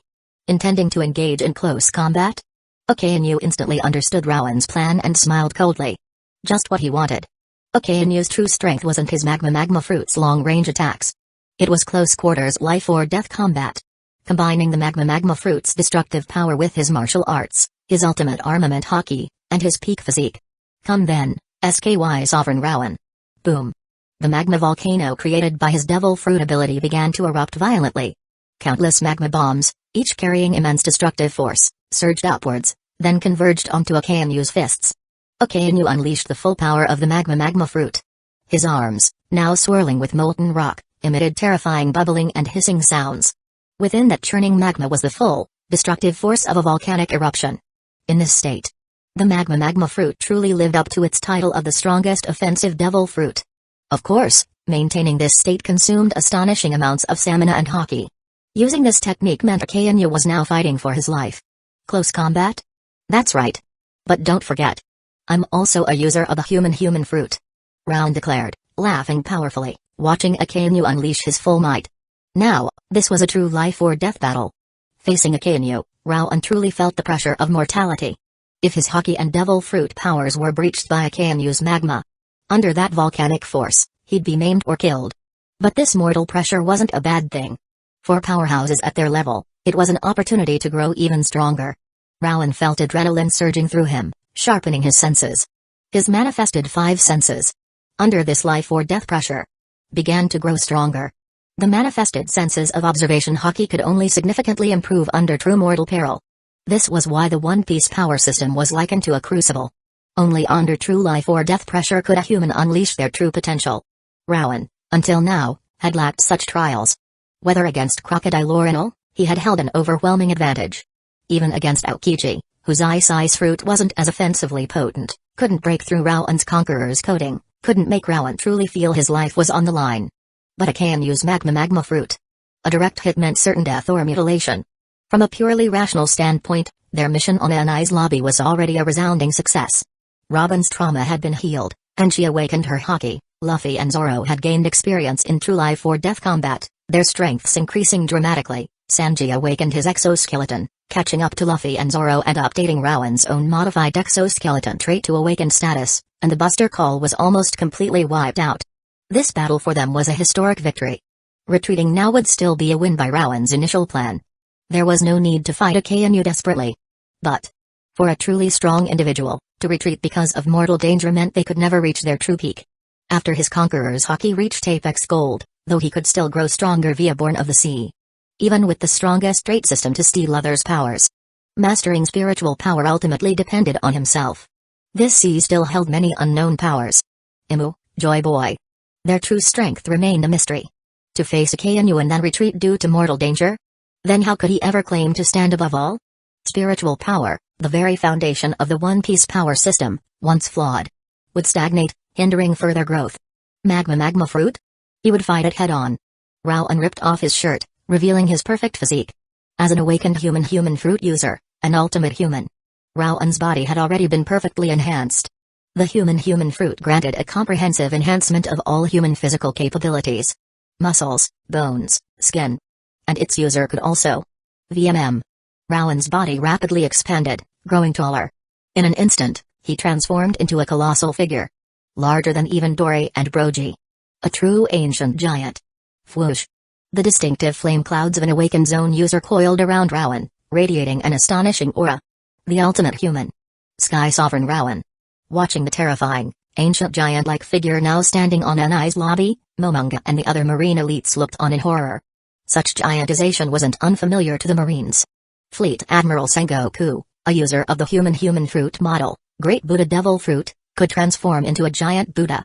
Only in their giant form could a human fruit user unleash their full strength. Previously, they witnessed the ultimate human's intellect. Now, Rowan was displaying the ultimate human's power. And the next moment, an even more astonishing spectacle unfolded. Azura Aura. Rowan's demonic aura surged, merging into his colossal giant form. Whoosh! Whoosh! 2 heads sprouted from Rowan's shoulders, 2 new sets of arms extending from his sides. Thunder God. Rumble. Accompanied by a deafening roar, the thunderclouds above Anai's lobby boiled and churned violently as countless lightning bolts surged towards one pair of Rowan's hands. Crackle. Boom. The rumble fruit's power converged entirely upon those fists. Thunder gloves. Great flame commandment. Whoosh. Boom. The flare fruit's power was fully unleashed. Terrifying flames erupted, then converged madly towards the center of the flames, towards Rowan's giant form. Finally, concentrating onto another of Rowan's pairs of fists. Flame gloves. Hikaku sovereignty.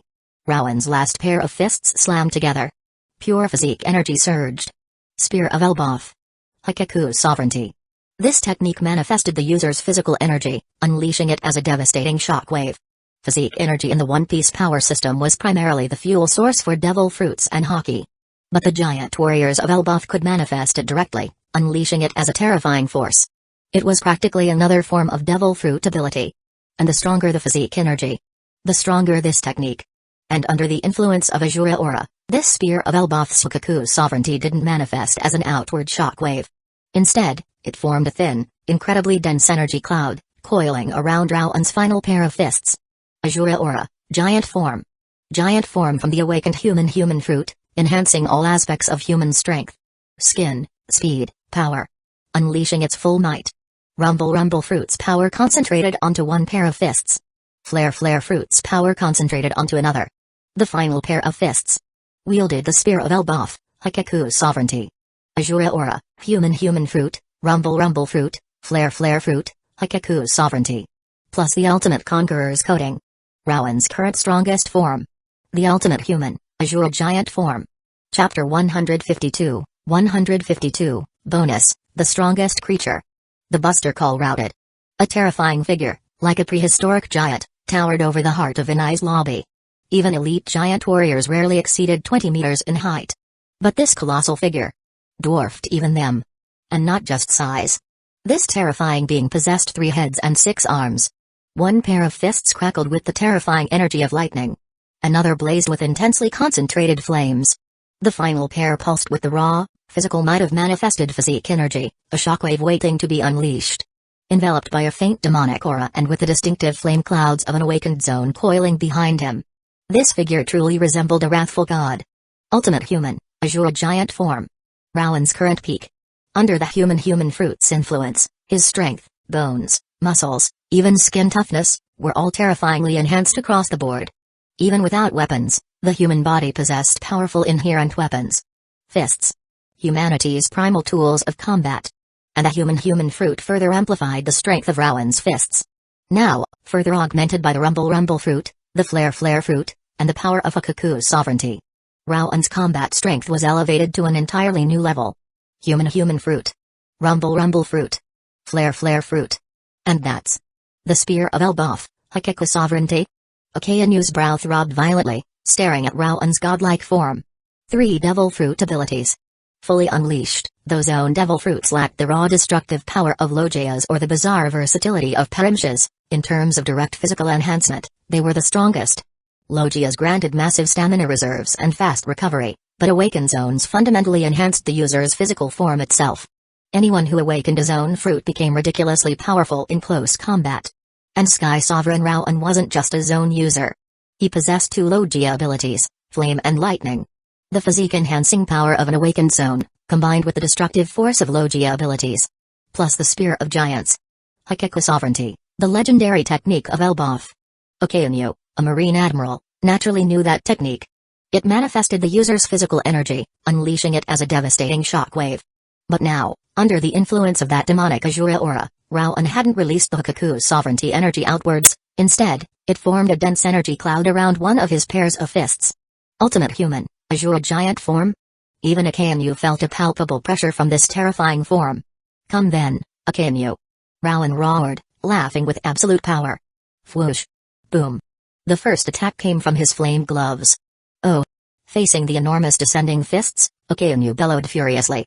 In a battle like this, retreating was unacceptable. Retreat meant losing momentum. And in the One Piece power system, it meant weakening one's haki, putting oneself at a disadvantage. In a clash between titans like this, one could only charge forward relentlessly. Gurgle. Crackle. Boom. Akainu's boiling magma fists clashed violently with Rowan's descending flame gloves. Boom. A terrifying energy shockwave erupted instantly. Air currents roiled violently from the impact, distorting the atmosphere above. The sky above Inai's lobby itself seemed to tear open, revealing a glimpse of the empty void beyond. Under the strain of the colliding energies, Inai's lobby's main island began to shake violently, its edges collapsing into the sea. Countless pieces of the island were thrown into the air, then pulverized by the raging energy. This damn Azura aura. Akainu snarled, his expression grim. The flames on those fists, just like before, could burn his haki, even his devil fruit ability itself. And amplified by the human fruit, their power far surpassed Rowan's earlier fire fist. The burning, stinging pain was even more intense, infuriating the magma human. But he had no time for such feelings. He only had 2 magma fists, while this man had 3 pairs. Crackle. Boom. Accompanied by a terrifying thunderclap, a pair of giant fists wreathed in horrifying lightning descended amidst a torrential downpour of electricity. Like the true fists of a thunder god, carrying utterly terrifying power. Human fruit enhancement. Thunder gloves. Migo, Dark Hound. Akainu roared, unleashing his strongest technique. Bang. Boom. The thunder gloves clashed head-on with Akainu's Migo. Crackle. Boom. Violent energy erupted. The ground of Inai's lobby's main island, beneath Rowan and Akainu, began to crack and crumble like a spiderweb. What power! Akainu felt the terrifying reactive force from unleashing Migo, veins throbbing on his forehead. Previously, when he used Migo, Rowan never dared to block directly, always using his combined door and rumble abilities to evade. Yet now, Rowan's thunder gloves, enhanced by the human fruit and Azura aura, surpassed his Migo in sheer force. After activating his human fruit's awakening power, this man's strength had ascended to another level. But the next moment, crackle, boom, giving Akainu no respite. Rowan's final pair of fists, wreathed in a violent, tyrannical dark red lightning from the Hikaku sovereignty, smashed downwards towards Akainu. Damn it! Akainu's expression changed drastically. Only now did he truly understand how terrifying this Azura giant form truly was. These 3 heads and 6 arms weren't just for show. Under the influence of Azura aura, each head and each pair of arms functioned independently. He could launch relentless attacks with all 3 pairs simultaneously. What did this mean? For a human to punch, the force had to be channeled through the torso to the shoulders, then through the shoulder joints to the fists. The act of throwing a punch was ultimately initiated by the shoulders. And after a full power punch, there was a necessary recovery period before the next punch could be thrown. The shoulders had to reset, transmitting power from the body to the fists again. This required time. It was a cool-down period inherent to human, and indeed, most biological, physical structure, impossible to eliminate. Even the top-tier powerhouses, the Emperor-level fighters, only minimized this cool-down. They couldn't completely remove it. But 3 heads and 6 arms, functioning independently, meant Sky Sovereign Rowan needed no cool-down time. He could continuously deliver full-power attacks.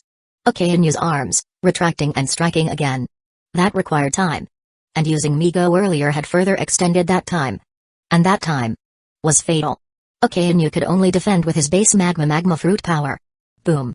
The magma world below his feet roiled and boiled as a torrent of magma surged upwards, trying to block the incoming Hikaku sovereignty fists, buying Akainu time to recharge his fists. But crackle. Boom. The violent energy instantly shattered the magma torrent. This punch was manifested physique energy, amplified by the human fruit and further empowered by Conqueror's coating and Azura aura. A combination of 4 different powers. Though the magma fruit was strong, blocking an attack like this with just its base power was wishful thinking. Armament. Crack. Akainu's armament hockey defense was instantly breached. Rowan's Hikaku sovereignty fists slammed directly onto Akainu's head. Crackle. Boom. The Hikaku sovereignty energy, its shockwave cloud coiled around Rowan's fists, was unleashed, instantly erupting with terrifying force. Yuwa. Taking this terrifying blow directly, even Akainu sprayed out a mouthful of blood, his face contorting in agony. Boom. The violent energy slammed Akainu's body downwards, blasting him straight through the island below. Gurgle. Akainu's back instantly elementized, transforming into a massive swirling magma. Localized elementalization. Just like Okiji's defense against Garponokinazu in the original story. The Logia fruits didn't directly enhance physique and durability like zones or mythical zones. Logia users, even when struck by a terrifying attack, could use partial elementalization to disperse the received force. This was crucial for Logia users' tankiness. Gurgle. Under the magma fruit's influence, the earth beneath Anai's lobby was now completely transformed into a magma world. This magma, churning violently, contained not just the magma fruit's destructive force but also the Hikaku sovereignty energy Akainu had just channeled away through localized elementalization. Boom.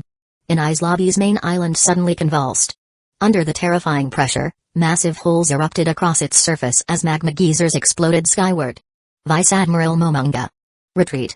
Inai's lobby is sinking. A rear admiral shrieked in terror. Admiral Akainu.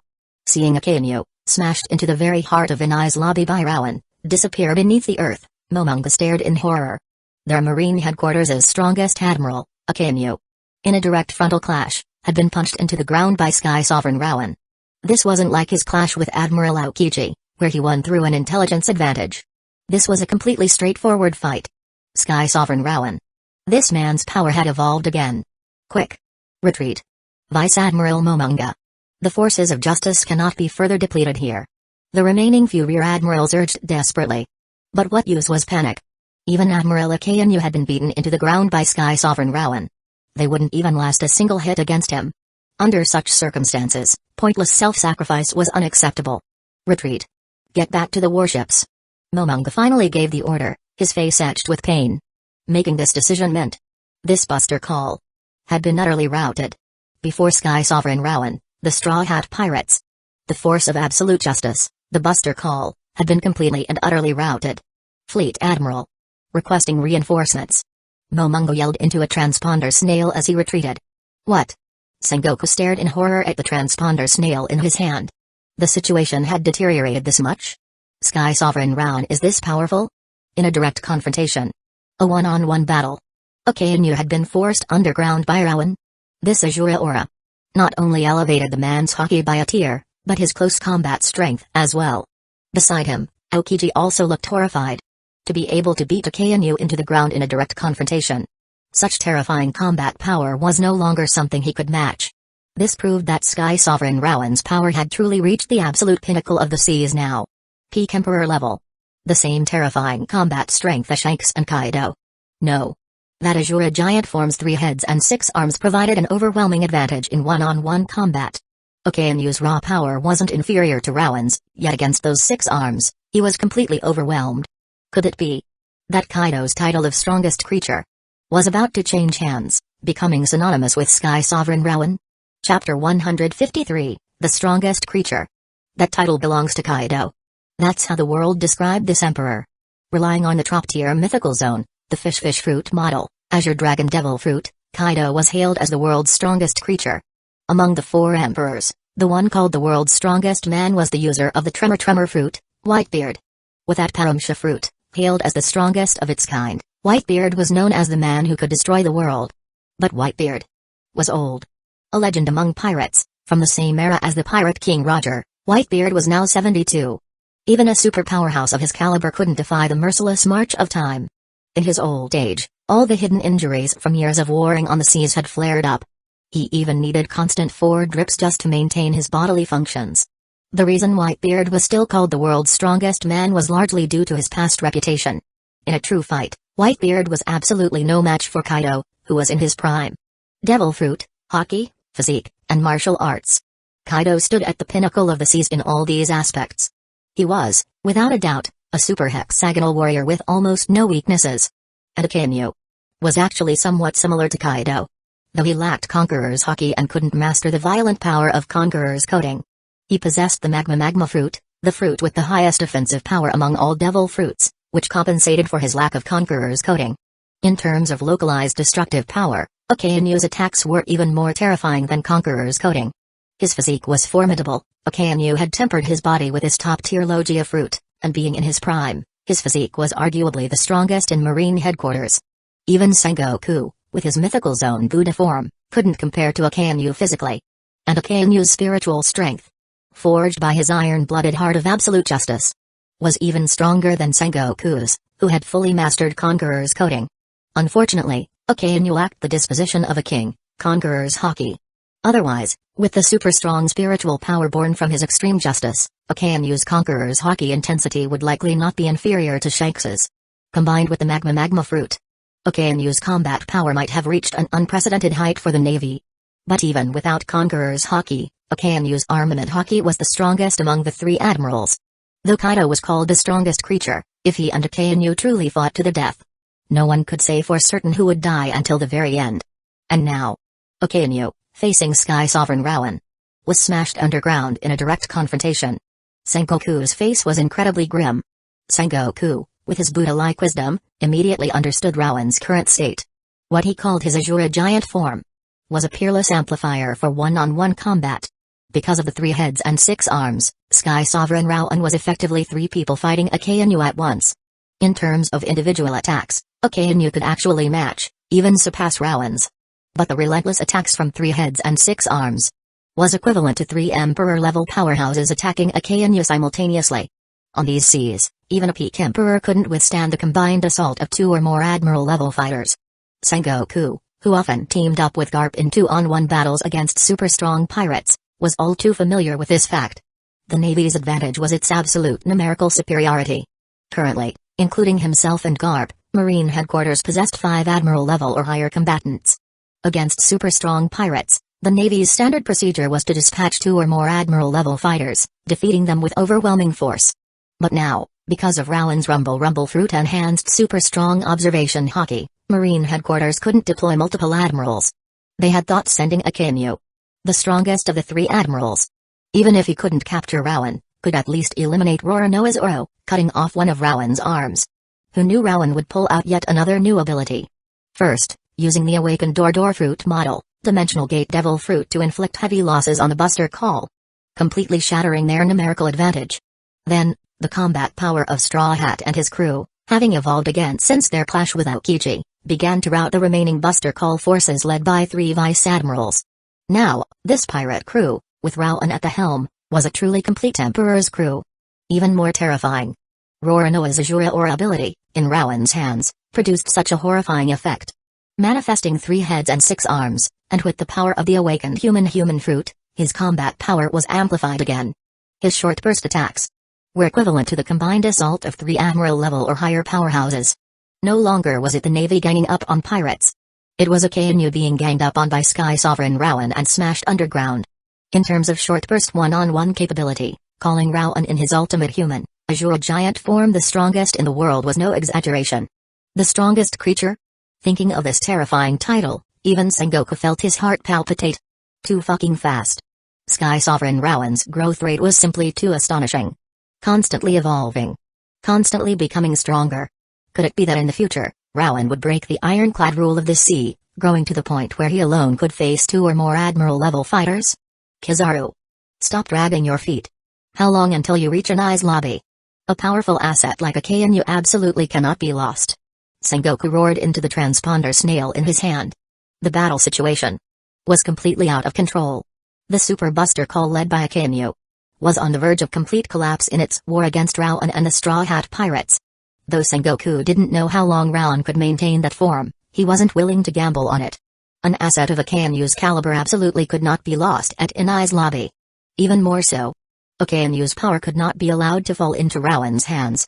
If he obtained the magma fruit and Akainu's power on top of everything else, Rowan would truly be invincible on these seas.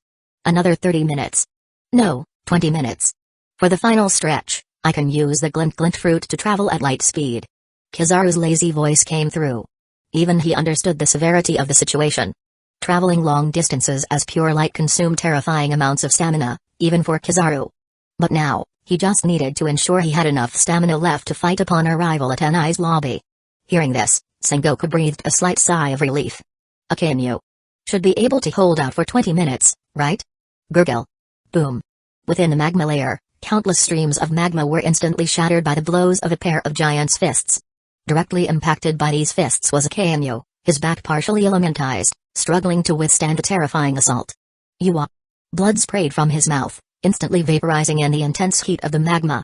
Akainu, relying on elementalization to disperse the force, finally managed to mitigate most of the terrifying power from that blow. But even so, he was severely injured. How long had it been? How long since he had suffered such an injury? Gurgle. Akainu, with his super strong will, regained control of his body. His fists once again transformed into magma. Just go down already, Akainu. Rowan roared, his own eyes now bloodshot. The ultimate human, giant form simultaneously used Azure Aura, the human fruit, the flare fruit, the rumble fruit, Hakeka sovereignty, and Conqueror's coating. And to power all 3 pairs of fists, he was expending Conqueror's coating at 6 times the normal rate. The consumption of stamina and haki was astonishing. Even with the support of his awakened human and rumble fruits, Rowan couldn't maintain this form for long. Akainu, this super tank, after taking a full power Conqueror's coating blow, still hadn't gone down. Go down? Don't look down on me, Sky Sovereign Rowan. Akainu roared, his eyes bloodshot. He swung his magma fists upwards, meeting the descending fists of the giant. This was no longer about techniques. It was a completely desperate, life-or-death brawl. Akainu, at this moment, truly felt the crisis of mortality. Facing Rowan in this form, he really could die. Adrenaline surged through him, completely numbing the pain in his body. He only knew to punch, endlessly, madly. Flame gloves. Thunder gloves. Hikaku sovereignty. Facing Akanu's desperation, Rowan too went all out. His 3 heads and 6 arms rained down blows on Akanu in his magma lair. The human fruit, rumble fruit, flare fruit, Hikaku sovereignty, conqueror's coating. All pushed to their absolute limits. Disregarding all consumption. A mad, relentless barrage. Boom. The terrifying vibrations spread throughout the entire main island of Inai's lobby. Countless streams of magma, mixed with lightning and crimson black hockey, erupted from various points on the island. The entire main island of Inai's lobby had transformed into a purgatory. Inai's lobby is going to disappear. Seeing this hellish landscape, Momonga and the other elite marines, who had already retreated to their warships, stared in absolute horror. This place, representing the world government's absolute justice, a fortress unbreached for 800 years, was now collapsing. Admiral Akanu. Momonga stared at the center of Inai's lobby, where a giant, a demonic figure with 3 heads and 6 arms, relentlessly pounded the island's crust.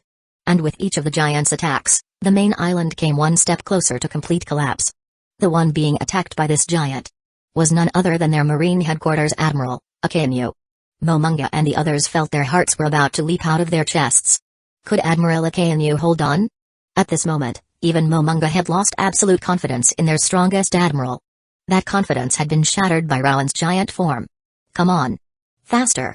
At this moment, Nami and the others had also boarded the Ark Maxim. The residual rumble fruit energy left in it was enough to keep the Ark hovering in the sky. Rowan. Watching Rowan's frenzied attacks at the island's center, Nami and Vivi bit their lips, their faces filled with worry. This was the first time they had seen Rowan so crazed. In all his previous battles, even against Admiral Aokiji, Rowan had always maintained an air of confidence, of having everything under control. Akanu was fighting for his life. And now, so was Rowan. Rowan will definitely win. Robin, having now fully accepted her place, murmured, pressing her lips together as she watched the man she had fallen for. Damn it. Go down already. Rowan's eyes were now completely bloodshot, his 3 heads and 6 arms hammering down relentlessly. Gurgle. Sizzle. Under such a frantic assault, Rowan was inevitably struck by Akanu's attacks as well. The magma fruit's power left several severe burns on Rowan's attacking arms. Akanu, however, was in an even more pathetic state. Blood flowed uncontrollably from his face, and his body was covered in numerous charred marks from the rumble fruit's lightning. But at this moment, fueled by adrenaline, both Rowan and Akanu were completely numb to pain. Rowan only wanted to utterly defeat Akanu. And Akanu was desperately enduring Rowan's assault. I cannot fall here. Akanu roared. Even after taking so many heavy blows, Akanu remained conscious. Damn it. My stamina and haki are almost at their limit. Rowan cursed inwardly. The Azura giant form was incredibly powerful, but its consumption of stamina and haki was equally immense. Under such terrifying expenditure, each of Rowan's 3 pairs of fists could no longer be infused with sufficient Conqueror's coding energy. Rowan's Conqueror's haki, inherently weaker than Kaido's or Shanks's, even with the continuous replenishment from Born of the Sea, was reaching its limit. Ha ha ha. Your stamina and haki are almost at their limit, aren't they, Sky Sovereign Rowan? The one who wins in the end will be me. Akanu, clearly sensing the decreasing energy in Rowan's fists, let out a savage, iron-blooded smile. So what if he looked pathetic? As long as he achieved final victory, that was all that mattered. Ultimately, his physique was stronger. His haki was deeper. Rowan's expression turned incredibly grim. Now that they were locked in close combat, having fought to this extent, retreating was no longer an option. They had to determine a final victor. But his stamina and haki were truly almost at their limit. Rowan's punching speed was noticeably decreasing, his aura gradually weakening. His body even began to retreat slightly.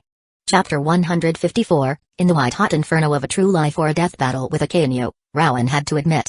He had underestimated these true powerhouses, forged in the crucible of countless iron-blooded wars.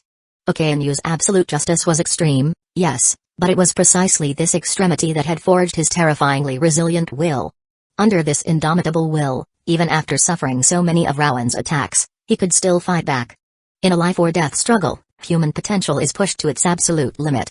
And in a battle between powerhouses of this caliber, the outcome was so unpredictable because, in such extreme states, human potential was almost infinite. Who possessed the more tenacious will, the richer combat experience.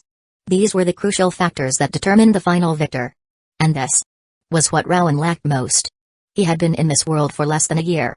Even relying on his plundered traits to become one of the sea's top-tier powerhouses, Rowan had never truly experienced the tempering of real combat. Whether against Arlong, Crocodile, or Enel, it had always been a dimensional beatdown, defeating them with overwhelming power. Calling them battles was a stretch. In reality, it was simply crushing them with superior energy. They weren't true life-or-death struggles. Some barely even qualified as fights. Even his great battle with Aokiji was the same. Aokiji's ice fruit lacked offensive power, it couldn't break through Rowan's conqueror's coating. He could never pose a true mortal threat to Rowan. And during that fight, Rowan's trump card, the awakened human fruit ability, had yet to be revealed. By using its enhanced intellect to pinpoint Aokiji's weakness in close combat, Rowan had held victory firmly in his grasp. The battle with Aokiji was also a dimensional beatdown. Just a beatdown in intelligence and strategy. But Akainu was different. Though Rowan disliked Akainu as a person, the man's strength and will stood at the absolute pinnacle of the sea. The magma fruit's destructive energy, derived from one of the One Piece world's 3 great natural disasters, the volcanic eruption, could pierce Rowan's conqueror's coating. If his physical body were struck directly by this destructive force, he truly would be maimed or killed. Akainu's attacks posed a genuine mortal threat to Rowan. And this was a sensation Rowan had never experienced before. Back on Earth, Rowan lived in an era of absolute peace, even brawls were rare, let alone life-or-death struggles.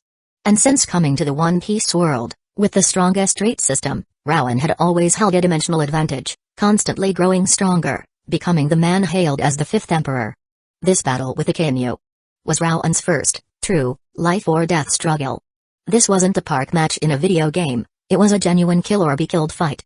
And this kind of kill-or-be-killed struggle, Akainu, who had climbed the ranks from a common marine to an admiral, had experienced many times. Combat experience was an abstract concept. Previously, Rowan hadn't fully understood its value. But after truly experiencing a life-or-death struggle, he now understood its preciousness. Humans, or rather, all living beings, naturally feared death. It was an instinct ingrained in their very genes, impossible to change. But a powerhouse who had endured countless tests of life and death, step by step climbing to the pinnacle, could, when facing true mortality, overcome this genetic fear to the greatest extent. And even use this fear to fight even more fiercely. Just like Akainu was doing now. Combat experience. The one thing Rowan lacked most. At this moment, forced Rowan to taste the bitterness of it. But just then, the shouts of Usopp, Sanji, Luffy, Nami, Vivi, and Robin reached Rowan's ears. Rowan's eyes began to blaze with a ferocious light. That's right. He was not alone. He had these precious comrades. And Nami, Vivi, and Robin, his women, in the One Piece power system. Comrades were also a crucial source of spiritual support.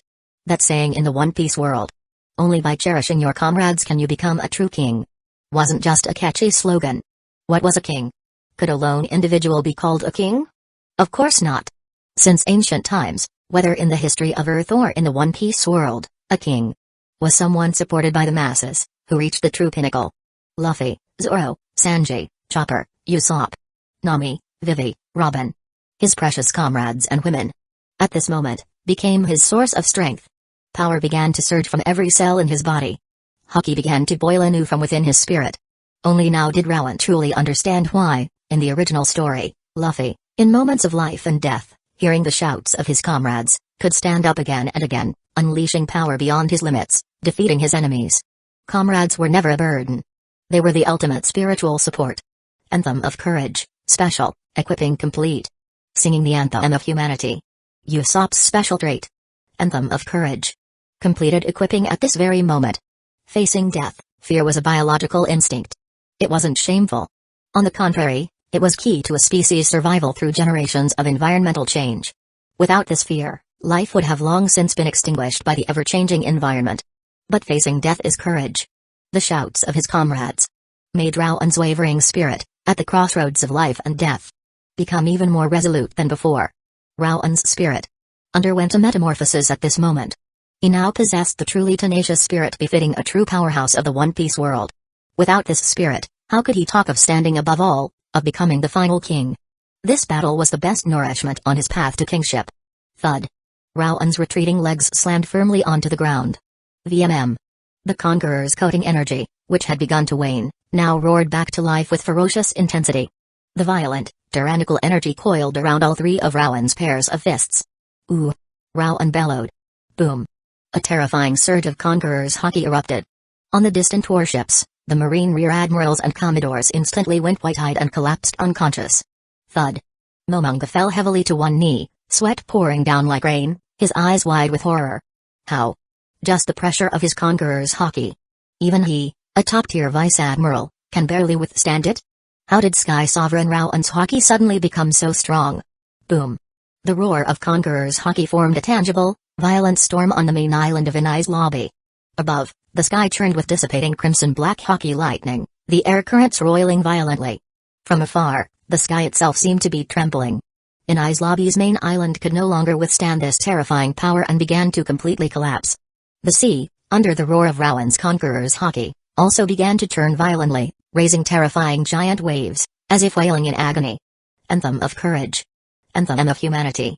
The roar of Conqueror's hockey. Akainu. Rowan roared, channeling the surging stamina from every cell into his devil fruit and physique energy.